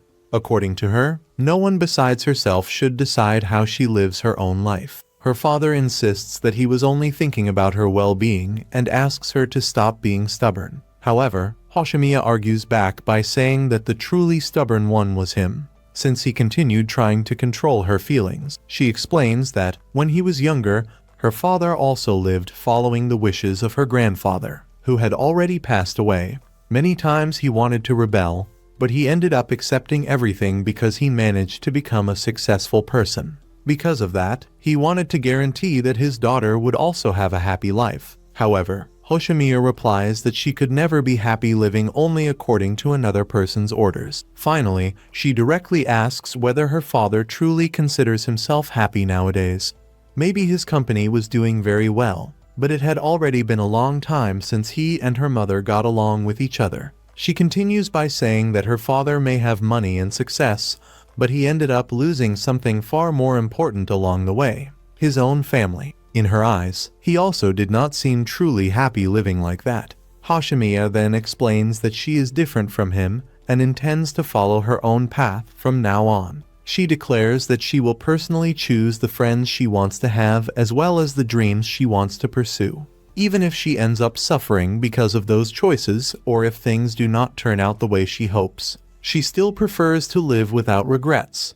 Then Hoshimiya asks her father to at least try to understand her feelings a little. Soon afterward, she firmly declares that she no longer intends to live like a puppet controlled by him. After hearing all of that in silence, her father finally stands up and says that he accepts what she said. However, he also comments that he does not know whether he will truly like the novel she wrote. After he leaves, Natsuki comments that he is not sure whether Hoshimiya managed to achieve exactly what she wanted from that conversation. Even so, he realizes that she finally managed to truly confront her father for the first time. While thinking about everything that happened, Natsuki also remembers that he still has not completely forgiven her father for rejecting him during the final interview. The story goes back to the past, right when Natsuki was about to experience his first summer vacation. That time perfectly represented how colorless his teenage years had been. After building up too many expectations and trying to completely reinvent himself when he entered high school, everything fell apart once Tatsuya drifted away from him. From that point on, he attended the club's practices in complete silence, always alone and unable to connect with anyone. He barely spoke to Uya, Riita, or Nanes. As for Hoshimiya, the girl he admired, she felt far too distant for someone like him. Sometimes he would run into Miori in the hallways, but the two of them wouldn't even exchange words or glances. Whenever he returned home, he preferred escaping reality by spending hours gaming, reading light novels, and watching anime, something that irritated his sister Namika quite a bit. Even so, he makes an important decision: to turn that dull summer into something full of life and unforgettable memories. That would become the beginning of the colorful youth he had always wanted to experience. Shortly afterward, everyone takes the subway together to their vacation destination. During the ride, Hondo catches Natsuki's attention, making him wonder if she's the type of girl who's always lost in her own thoughts. A moment later, she starts asking him all kinds of questions about himself. Without warning, Hoshimiya suddenly joins the conversation with excitement while talking about Natsuki, making everyone around them curious about why she knows so much about him. She then explains that the two of them had already spent time together before. Soon after, Hondo directly asks whether Natsuki and Yuta are dating. Both of them immediately answer no. She mentions seeing them together during the festival, which makes Natsuki ask if something happened between them that day. Both Yuta and Hoshimiya become extremely embarrassed and insist that nothing happened. The atmosphere between everyone turns awkward for a few seconds. Trying to change the subject, Natsuki asks Hondo if she plays any instruments. She says yes, and then he explains that he started playing guitar after discovering Jimi Hendrix's music in college. Even so, he admits that he eventually lost motivation because he felt like he never improved. Hondo then invites Natsuki to join the club, but he simply comments that she really knows how to be persistent. The girl is surprised to find out they both like the same type of music. Without realizing it, the two of them get so caught up in the conversation that they completely leave Yuta and Hoshimiya out of it. When they finally arrive at the beach house, everyone is amazed by the incredible ocean view from the balcony. Natsuki can't hide his surprise, since in his previous life he had to walk a long distance just to reach the beach. The moment they step onto the sand, the boys become extremely excited to see the girls in bikinis. Not long after, the girls appear, and everyone is stunned by how beautiful they look. Hondo starts touching Natsuki's arms and body, while commenting on how toned he is. Within minutes, almost everyone starts playing in the ocean, while only a few stays sitting near the water. At one point, Natsuki and Hoshimiya go into the ocean together. By accident, she brushes against him and immediately blushes in embarrassment. Right after that, she shyly grabs his arm. Still flustered, she asks what he thinks about her bikini. Natsuki honestly tells her that she looks really beautiful, which makes Hoshimiya even more embarrassed as she comments that he also looks much stronger and more athletic. After playing around for quite a while, Natsuki starts getting tired and decides to step out of the water to rest. As he approaches Hondo, he notices that she's completely focused on building a massive sandcastle. He's impressed because he has never seen anyone make such a detailed sandcastle before. Later on, everyone is exhausted and decides to rest for a while before doing something else. While looking around at the scenery, Natsuki finds himself staring at Hoshimiya as the sea breeze hits her. Even though it's such a simple moment, he becomes even more captivated by her beauty. Sometime later, part of the group heads to the market, and along the way Hondo asks Riita if he and Miori are already dating. Riita replies that they aren't yet. After returning to the house, everyone decides to have a big barbecue. While they eat together, Yuta gives Natsuki the tastiest part of the food, and he's surprised that she still remembers what he likes. Everyone compliments the food and realizes just how fun the day had been for all of them. After some time, Natsuki decides to step outside alone for a few minutes to get some fresh air. However, Hoshimiya shows up shortly afterward and asks what he's doing out there by himself. Without warning, she grabs his hand, leaving Natsuki completely nervous. After all, she was the first girl he had ever truly fallen in love with. Even though he knows he should feel happy in that moment, he suddenly remembers Yuta and starts wondering whether he really deserves to stand beside Hoshimiya like that. In the end, she realizes that maybe she's being unfair and lets go of his hand. Soon afterward, Yuta appears and says the barbecue is almost over because Tatsu can barely even move anymore. Then Hondo excitedly shows up saying that she bought fireworks for everyone to enjoy together. The group immediately gets excited. While they play with the fireworks, Hoshimiya lights one and gets startled right afterward. Luckily, she manages to grab onto Natsuki before falling. Even surrounded by everyone else, Natsuki can't take his eyes off her. Then Yuta approaches him and mentions that his birthday is coming up. Natsuki is surprised that she remembers the date. Yuta replies that it would be impossible to forget the birthday of the person she likes. She then asks what he would like as a present. However, Natsuki can't think of anything, so she decides that she'll choose something herself, something that suits him. Later that night, everyone decides to go to sleep. As he closes his eyes, Natsuki realizes that he had always dreamed of experiencing a summer vacation as special as this one. Before going back in time, he was someone who easily pushed people away. He wasn't exactly hated, but he was never truly loved either. Even so, he doesn't blame anyone, because back then he couldn't even understand how others saw him. Because of that, he decided to change not only his appearance, but also the kind of person he used to be. Now, that colorful youth finally seemed close to becoming reality. Even so, he still didn't know exactly what he was supposed to do from that point forward. The next morning, while walking along the still nearly empty beach, Natsuki finds Hashimiya quietly staring out at the ocean. The breeze gently sways her hair as she stands before the waves, completely absorbed in the peaceful scenery. Curious, she asks why he woke up so early. Natsuki replies that he simply couldn't sleep that night, and after spending hours trying to fall asleep, he eventually gave up and decided to go for a walk. Hashimiya then says that she likes looking at the ocean because she feels like she could spend hours staring at that endless view without getting tired of it. To her, there are emotions that can only truly be understood when experienced in person, not just described through words. After that, she mentions that she plans to change a few things in the romance story she's writing, because she realized there are still certain emotions she hasn't been able to convey sincerely enough. Natsuki simply tells her that she's amazing, because while he looks at the scenery and only thinks about how beautiful and calm everything seems, Hashimiya is able to see much deeper emotions hidden within it. Hearing that, she quietly smiles while keeping her eyes fixed on the horizon. At that moment, Natsuki suddenly remembers the movie he had been watching shortly before going back to the past. The scenes slowly begin resurfacing in his mind, along with a strange feeling that this summer was passing by far too quickly. Soon after, he asks Hashimiya if there's anything he can help her with from now on. She replies that she never would have made it this far without his help. Then, looking back out at the ocean, she firmly says that she has no intention of giving up no matter what happens.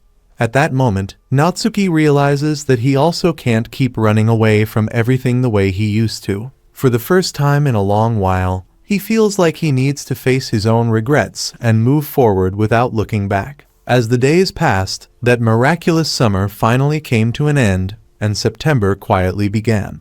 Before that, on August 28th, Yuta gave Natsuki the birthday present she had promised him, genuinely making him happy. On top of that, Hashimiya wrote a short story especially for him, pouring into it feelings she had never been able to express directly. Afterward, everyone gradually returned to their normal routines, as if that summer had only been a fleeting dream. However, not long later, Hondo invites Natsuki to form a band with her, confidently declaring that together they would still change the world through music.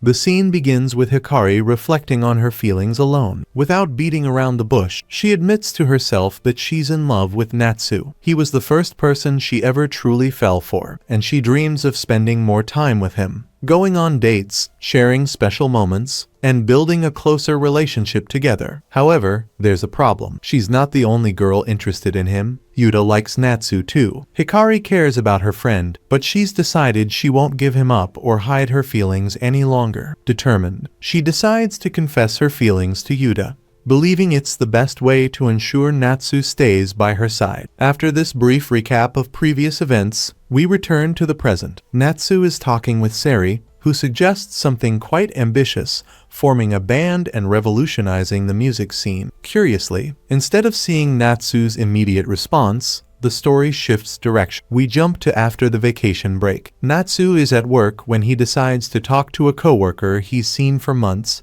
but has barely spoken to. The guy's name is Shinora, though his friends just call him Shino. The funny thing is that he seems genuinely happy to finally get some attention. During their conversation, they discover that Shino attends the same school and is even in the same grade as them. That explains why he always seemed invisible. It was almost as if he was there without really being part of what was happening. Natsu thinks he's a nice guy, which reminds him of his own past life when he acted much the same way. Shortly afterward, he receives a message from Yuta asking if he'll be free after work. Since he has no other plans, he agrees to meet her. When he arrives, he notices that Miori and Siri are there as well. The three girls decide to go to karaoke together. Siri's real goal is to find out how well Natsu sings. She wants to see if he has enough talent to join the band. When it's his turn, he starts singing, though the scene doesn't show his performance. Afterward, Yuta asks Siri what she thinks. Siri replies that she likes Natsu. The statement leaves everyone stunned for a few seconds until she clarifies that she was talking about his voice. The atmosphere immediately lightens. Everyone seems relieved, especially Yuta, who internally celebrates the fact that another rival interested in Natsu hasn't appeared. As they leave the karaoke place and head toward the subway, Yuta takes the opportunity to talk with Natsu. She asks whether her feelings for him make him uncomfortable and tells him to be honest. Even though she likes him, she doesn't want to interfere with his happiness or cause problems in his life. Her concern shows just how considerate she is. Later at school, Natsu is listening to music when he ends up at the music room. There, he finds Sari playing the lyre by herself. Impressed, he compliments her skill and apologizes for interrupting. Since he has already broken the silence, he decides to stay for a few minutes and talk with her. Natsu asks why she usually plays alone. Sari explains that she's no longer involved with her former band because the other members lost their motivation. Since she still takes music seriously, she ended up being left behind. He tells her he likes the way she plays. In her usual peculiar manner, Sari asks if that's supposed to be some kind of suspicious pickup line. Natsu quickly clarifies that he was only talking about her music and asks how she learned to play. Sari explains that her father used to be in a band and kept various instruments at home. That's how she started practicing. At first, she failed countless times and even quit repeatedly, but she loved it so much that she always came back to it. Natsu understands perfectly since he's gone through similar experiences. He then hands her his own guitar so she can try it out. Natsu plays an old song he knows, but Sari quickly notices several incorrect chords and corrects him. He admits it's been a long time since he last played and that he's just trying to get back into practice. During their conversation, Natsu notices something rare. Sari is smiling. It's the first time he's ever seen her like that. She then reveals that she loves making music because it's the best way she has found to express her feelings. At that moment, the door to the room opens. A guy named Iguano Esperano appears. His name immediately stands out, but he seems more concerned about something else. When he sees the two of them together, he instantly assumes he has interrupted a romantic moment. Without waiting for an explanation, he decides to leave. Natsu asks whether Sari plans to clear up the misunderstanding. She replies that she doesn't see any need to since it doesn't really bother her. Shortly afterward, Sari once again proposes that they form a band. Natsu asks why she chose him. Sari answers that she likes his voice and believes he's the ideal person to sing her song. At first, Natsu tries to refuse. He points out that he already has to deal with school, work, and all the chaos caused by the girls around him. However, he soon realizes he's being hypocritical. During his past life, he always dreamed of being in a band,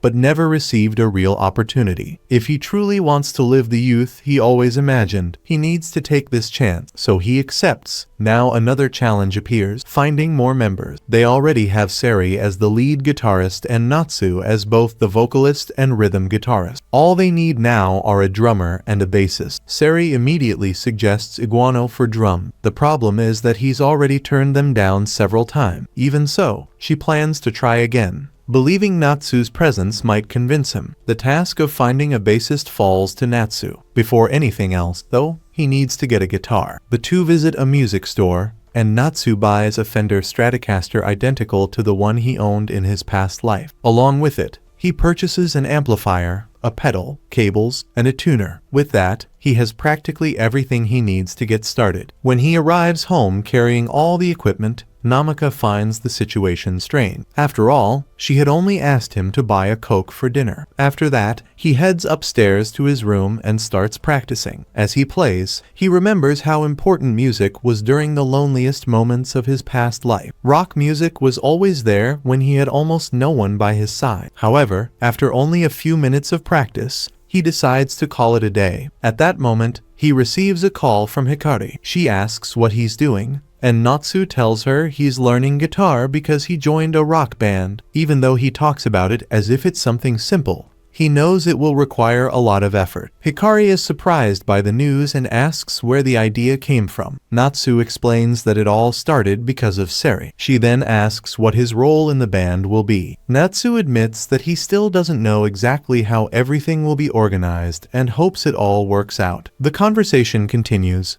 and Hikari tells him that she trusts him a lot, even though they haven't known each other for very long. Natsu is somewhat moved by that display of trust, but he thanks her for the support. Afterward, he changes the subject and asks about the new novel she's writing. Hikari replies that she has already started the project and has even submitted it to a contest. Natsu gets excited and says he's looking forward to reading it. The next day at school, Seri and Natsu approach Iguano to talk about the band. Iguano isn't thrilled with the idea of Seri not being the vocalist, but she insists that Natsu sings better and that her songs don't necessarily need to be performed by her. Later, the three of them head to a room with a drum set. Even though they have little experience playing together and it's not clear what song they're performing, they decide to give it a try. Natsu still doesn't have complete control of the instrument, but somehow they manage to produce something that already sounds like music. In the end, everyone agrees that he really is a great singer. The problem is the drums, since his technique still leaves a lot to be desired. Even so, no one sees that as a permanent obstacle. With practice and dedication, he can improve significantly. More importantly, the group clearly has the potential to function as a real band. After hearing this, Wano steps away and walks over to a window. As he looks at the scenery outside, he reflects on his future. After thinking for a few moments, he agrees to join the band,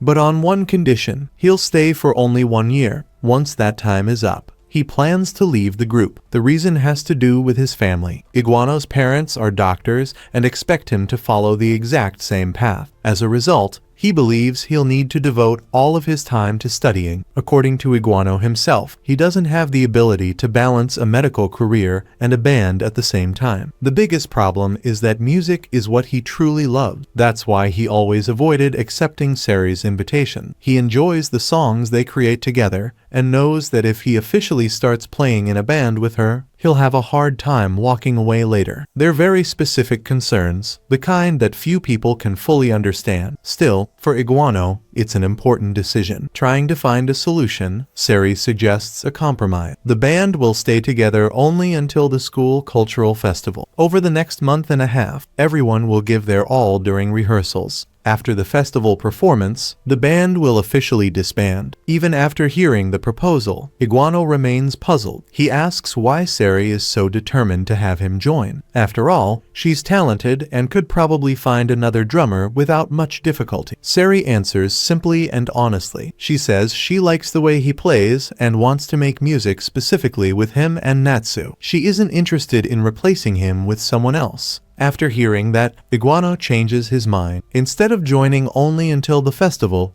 he decides to become a real member of the band. With that settled, all that's left is finding a bassist. However, there's another complication. Since their goal is to perform at the school festival, the new member must also attend the same school. That greatly limits their options. As Natsu tries to think of a solution, he starts wondering where they could find someone who fits those requirements. At that exact moment, Shino appears. The timing couldn't be more convenient. Shino shows up complaining about how exhausting it is to work in order to earn money and continue investing in his career as a bassist. At the same time, he makes it clear how much he loves playing bass. For him, music is an essential part of life. Natsu practically finds the answer to all his problems at once. Without wasting any time, he contacts Seri and arranges a meeting with Shino at a cafe. During the meeting, they explain that they're looking for a bassist who attends the same school and isn't part of any band. Shino fits that description perfectly. He explains that he never managed to play in a group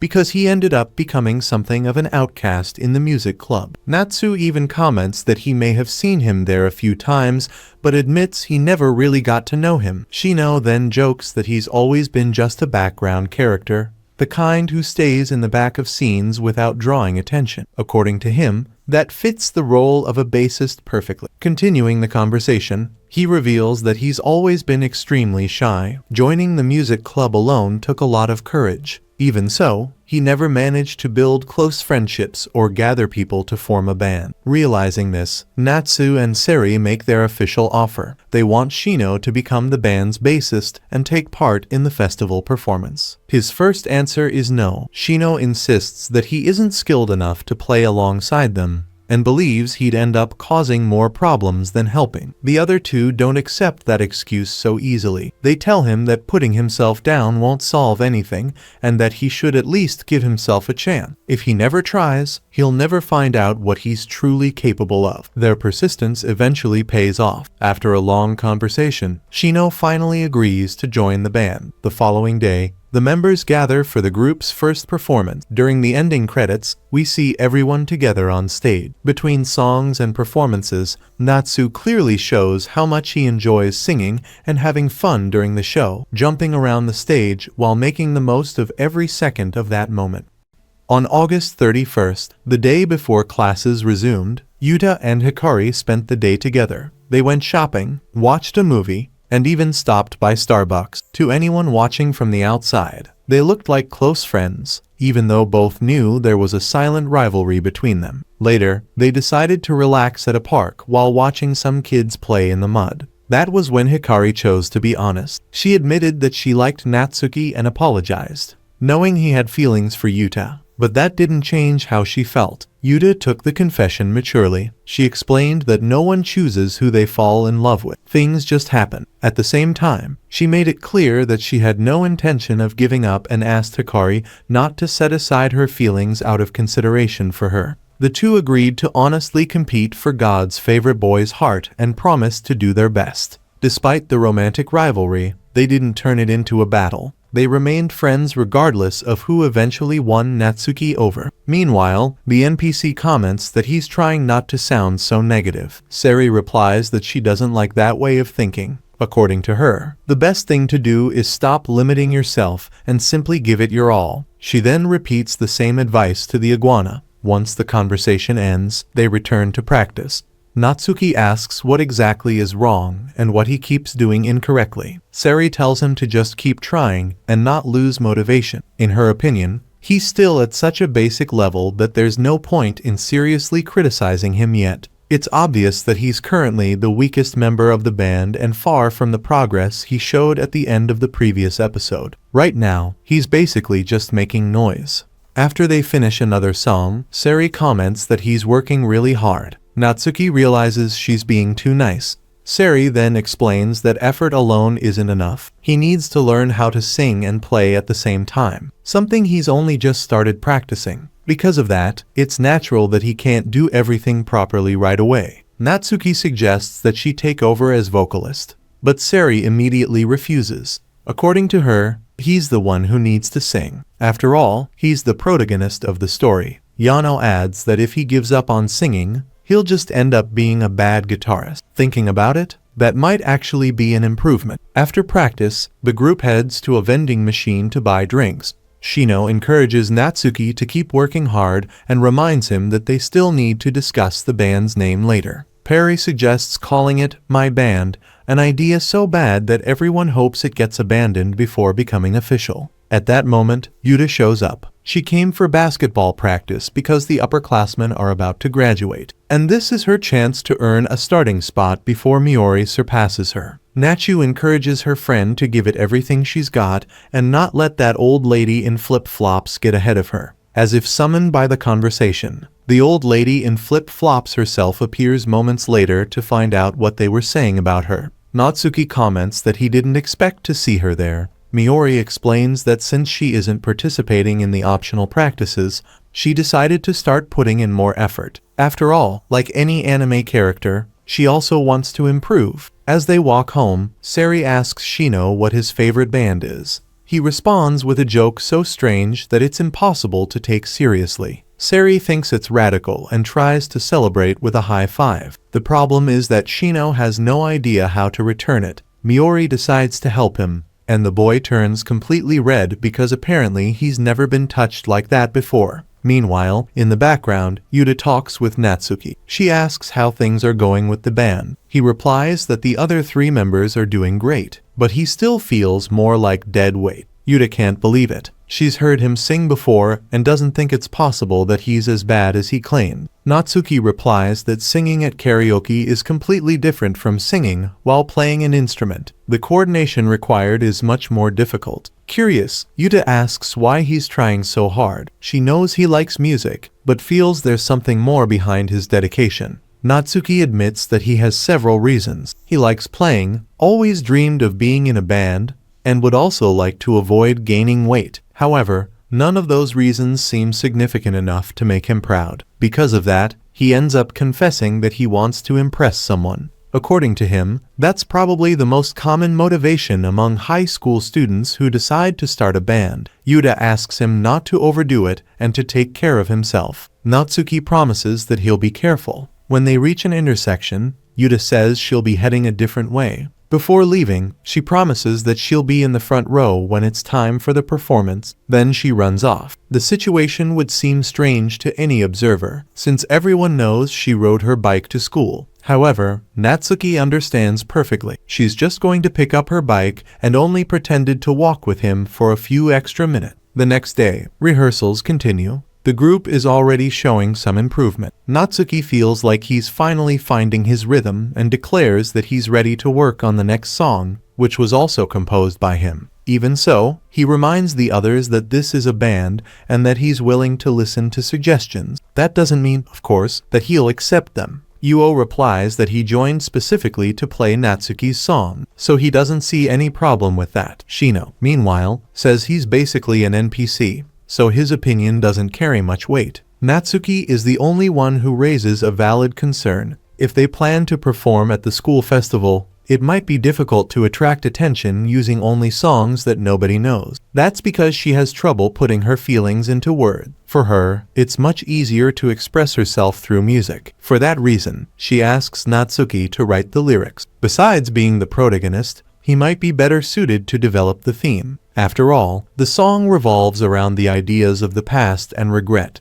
Natsuki takes the assignment home, but things don't go as planned. None of his ideas seem to work. At that moment, he receives a message from Hikari. She asks if he's free and suggests that he come check out her new job. Natsuki says yes and takes the opportunity to mention that he'd like to talk to her about something as well. Hikari then suggests that they meet up for cupcakes. When they meet, Natsuki comments on how pretty she looks. Hikari makes a disappointed face.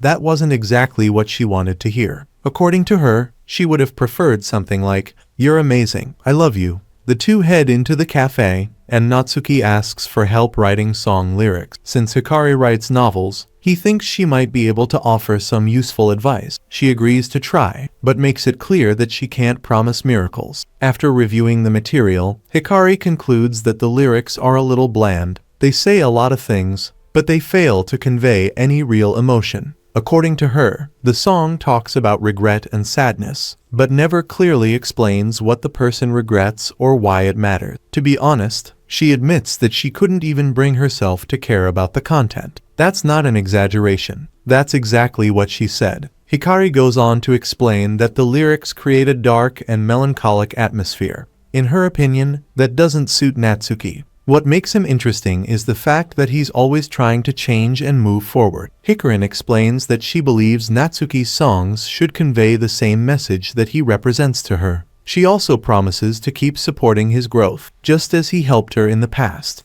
After an emotional conversation about how much Natsuki has changed over the years, he ends up crying. The next day, Natsuki presents the band's second song, titled Monochrome, and the group announces that it's practically finished. They then choose the band's official name, MH Leftovers or MV, a reference to the fact that almost all of the members are leftovers from the old music club. With 2 songs completed, the need for a third one arises. Since nobody has any ideas, Natsuki once again takes responsibility for writing the lyrics. However, he's completely stuck because he can't stop thinking about his confusing feelings, especially when it comes to Yuta. Even after several days, he's still unable to decide what he truly feels or wants to express. Concerned about the approaching deadline, Hikari confronts him on the school rooftop and criticizes his lack of progress. Natsuki admits that his lyrics are full of doubts and uncertainties, but he uses the conversation as an opportunity to encourage her not to abandon her own way of expressing herself and to keep moving forward without being afraid to step outside her comfort zone. Her words inspire Natsuki. He revises the lyrics, makes a few changes, and finally feels satisfied with the result. Excited, he rushes off to show the new version to the other band members. Later, Hikari becomes thrilled at the thought that the songs might have been inspired by her.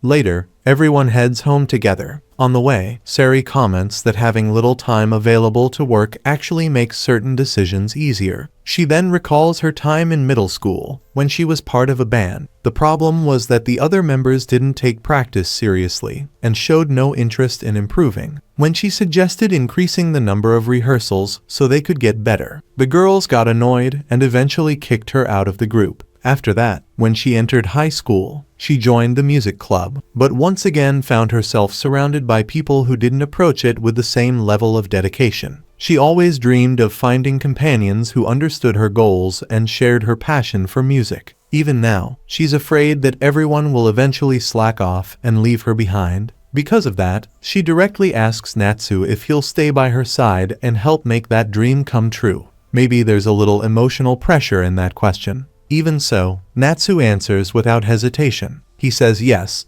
He declares that together they'll change the world through music, and he means it. Deep down, he truly believes it's possible. Of course, there's another reason too. He wants to sing for his girlfriend and make her fall even more in love with him. When the festival finally begins, the class runs a very simple and unimpressive tea house. Even so, everything goes smoothly. At one point, someone hands Natsu the class's official t-shirt. It affects him far more than anyone would expect. In his previous life, he never received a shirt because nobody had ordered an extra large size. As a result, he was left out of that memory and excluded from the class project as well. It was a really unpleasant experience. That's why receiving that shirt now almost brings him to tears. During a break, he goes up to the rooftop and reflects on how fun it is to finally be part of a group. Soon after, Shino appears and thanks him for including him in the band and giving him a chance to be part of the story. According to him, if he hadn't received that invitation, he probably would have remained an unimportant person forever. Natsu corrects his name to Saman and asks him to use the informal too. The reason?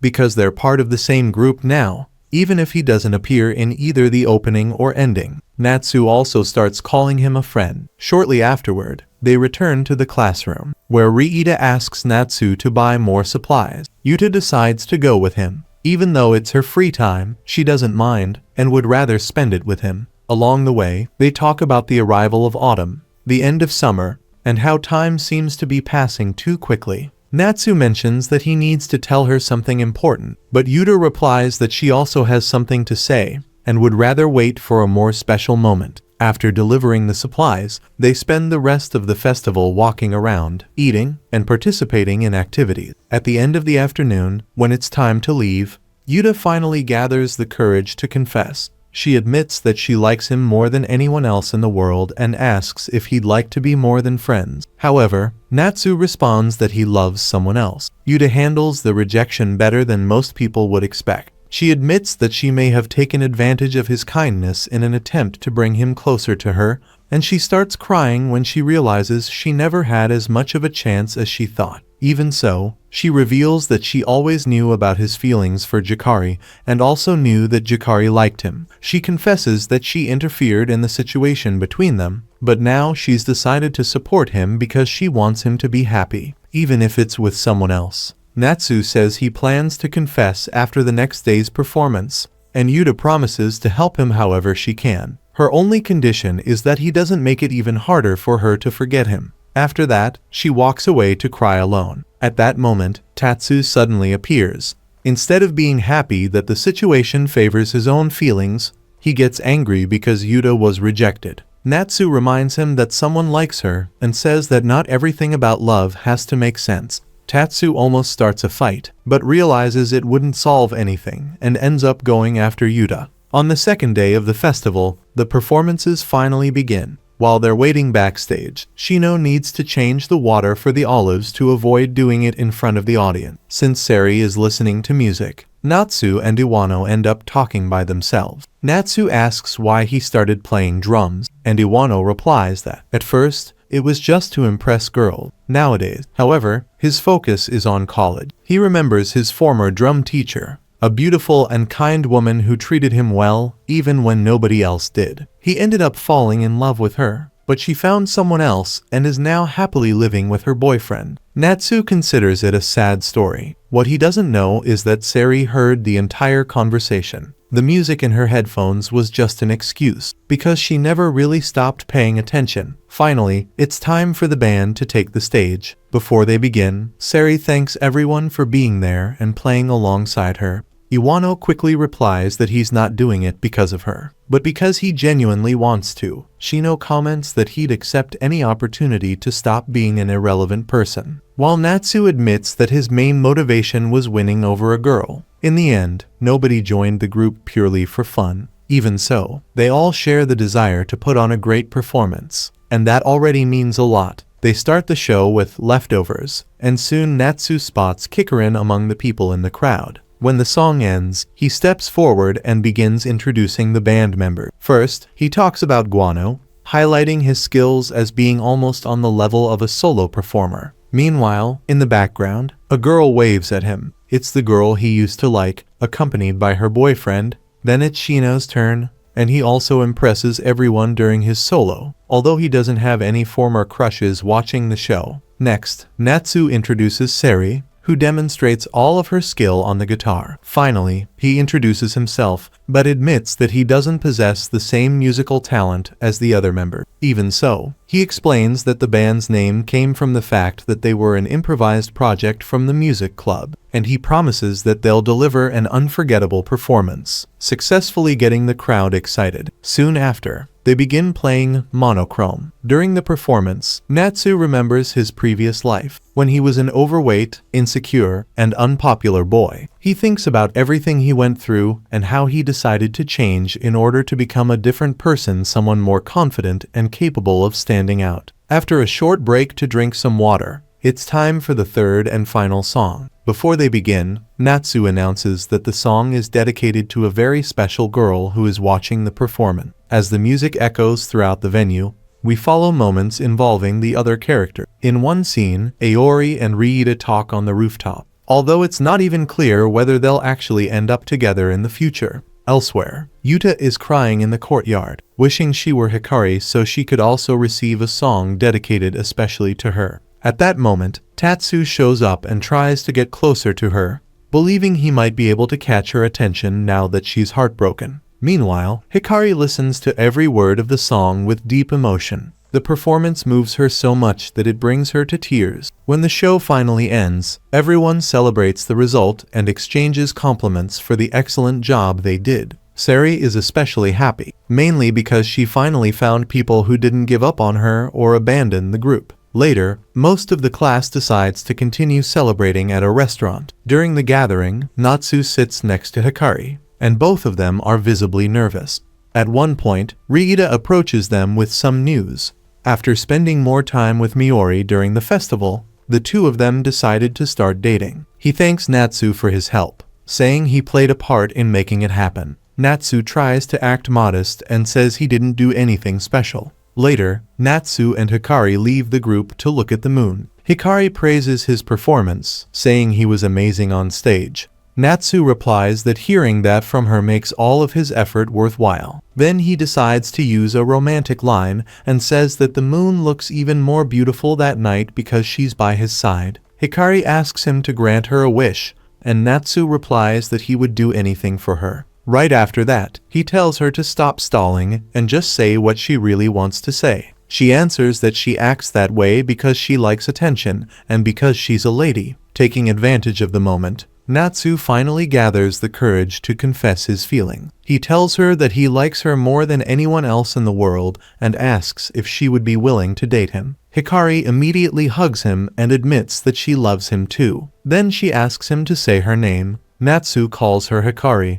and she responds that, of course, she's Hikari, his girlfriend. The two of them share that special moment beneath the moonlight. Later that night, after returning home, Natsu calls Miori to see how she's doing. She tells him that she's now dating Riita and that she's happy he fulfilled his role. However, despite saying that, she ends up crying. Natsu doesn't understand why, but Miori says it doesn't matter anymore. Now that she's with Riita and he's with Jikarin, there's no reason for them to keep supporting each other the way they used to. And so the story comes to an end, with Natsu finally together with the girl he loves. With that, the anime concludes its story. To everyone who followed along until the end, thank you for all your support and company. I hope you enjoyed this journey. If you did, please show your support. It was a memorable 12-episode ride. And now it's time to say goodbye until the next adventure.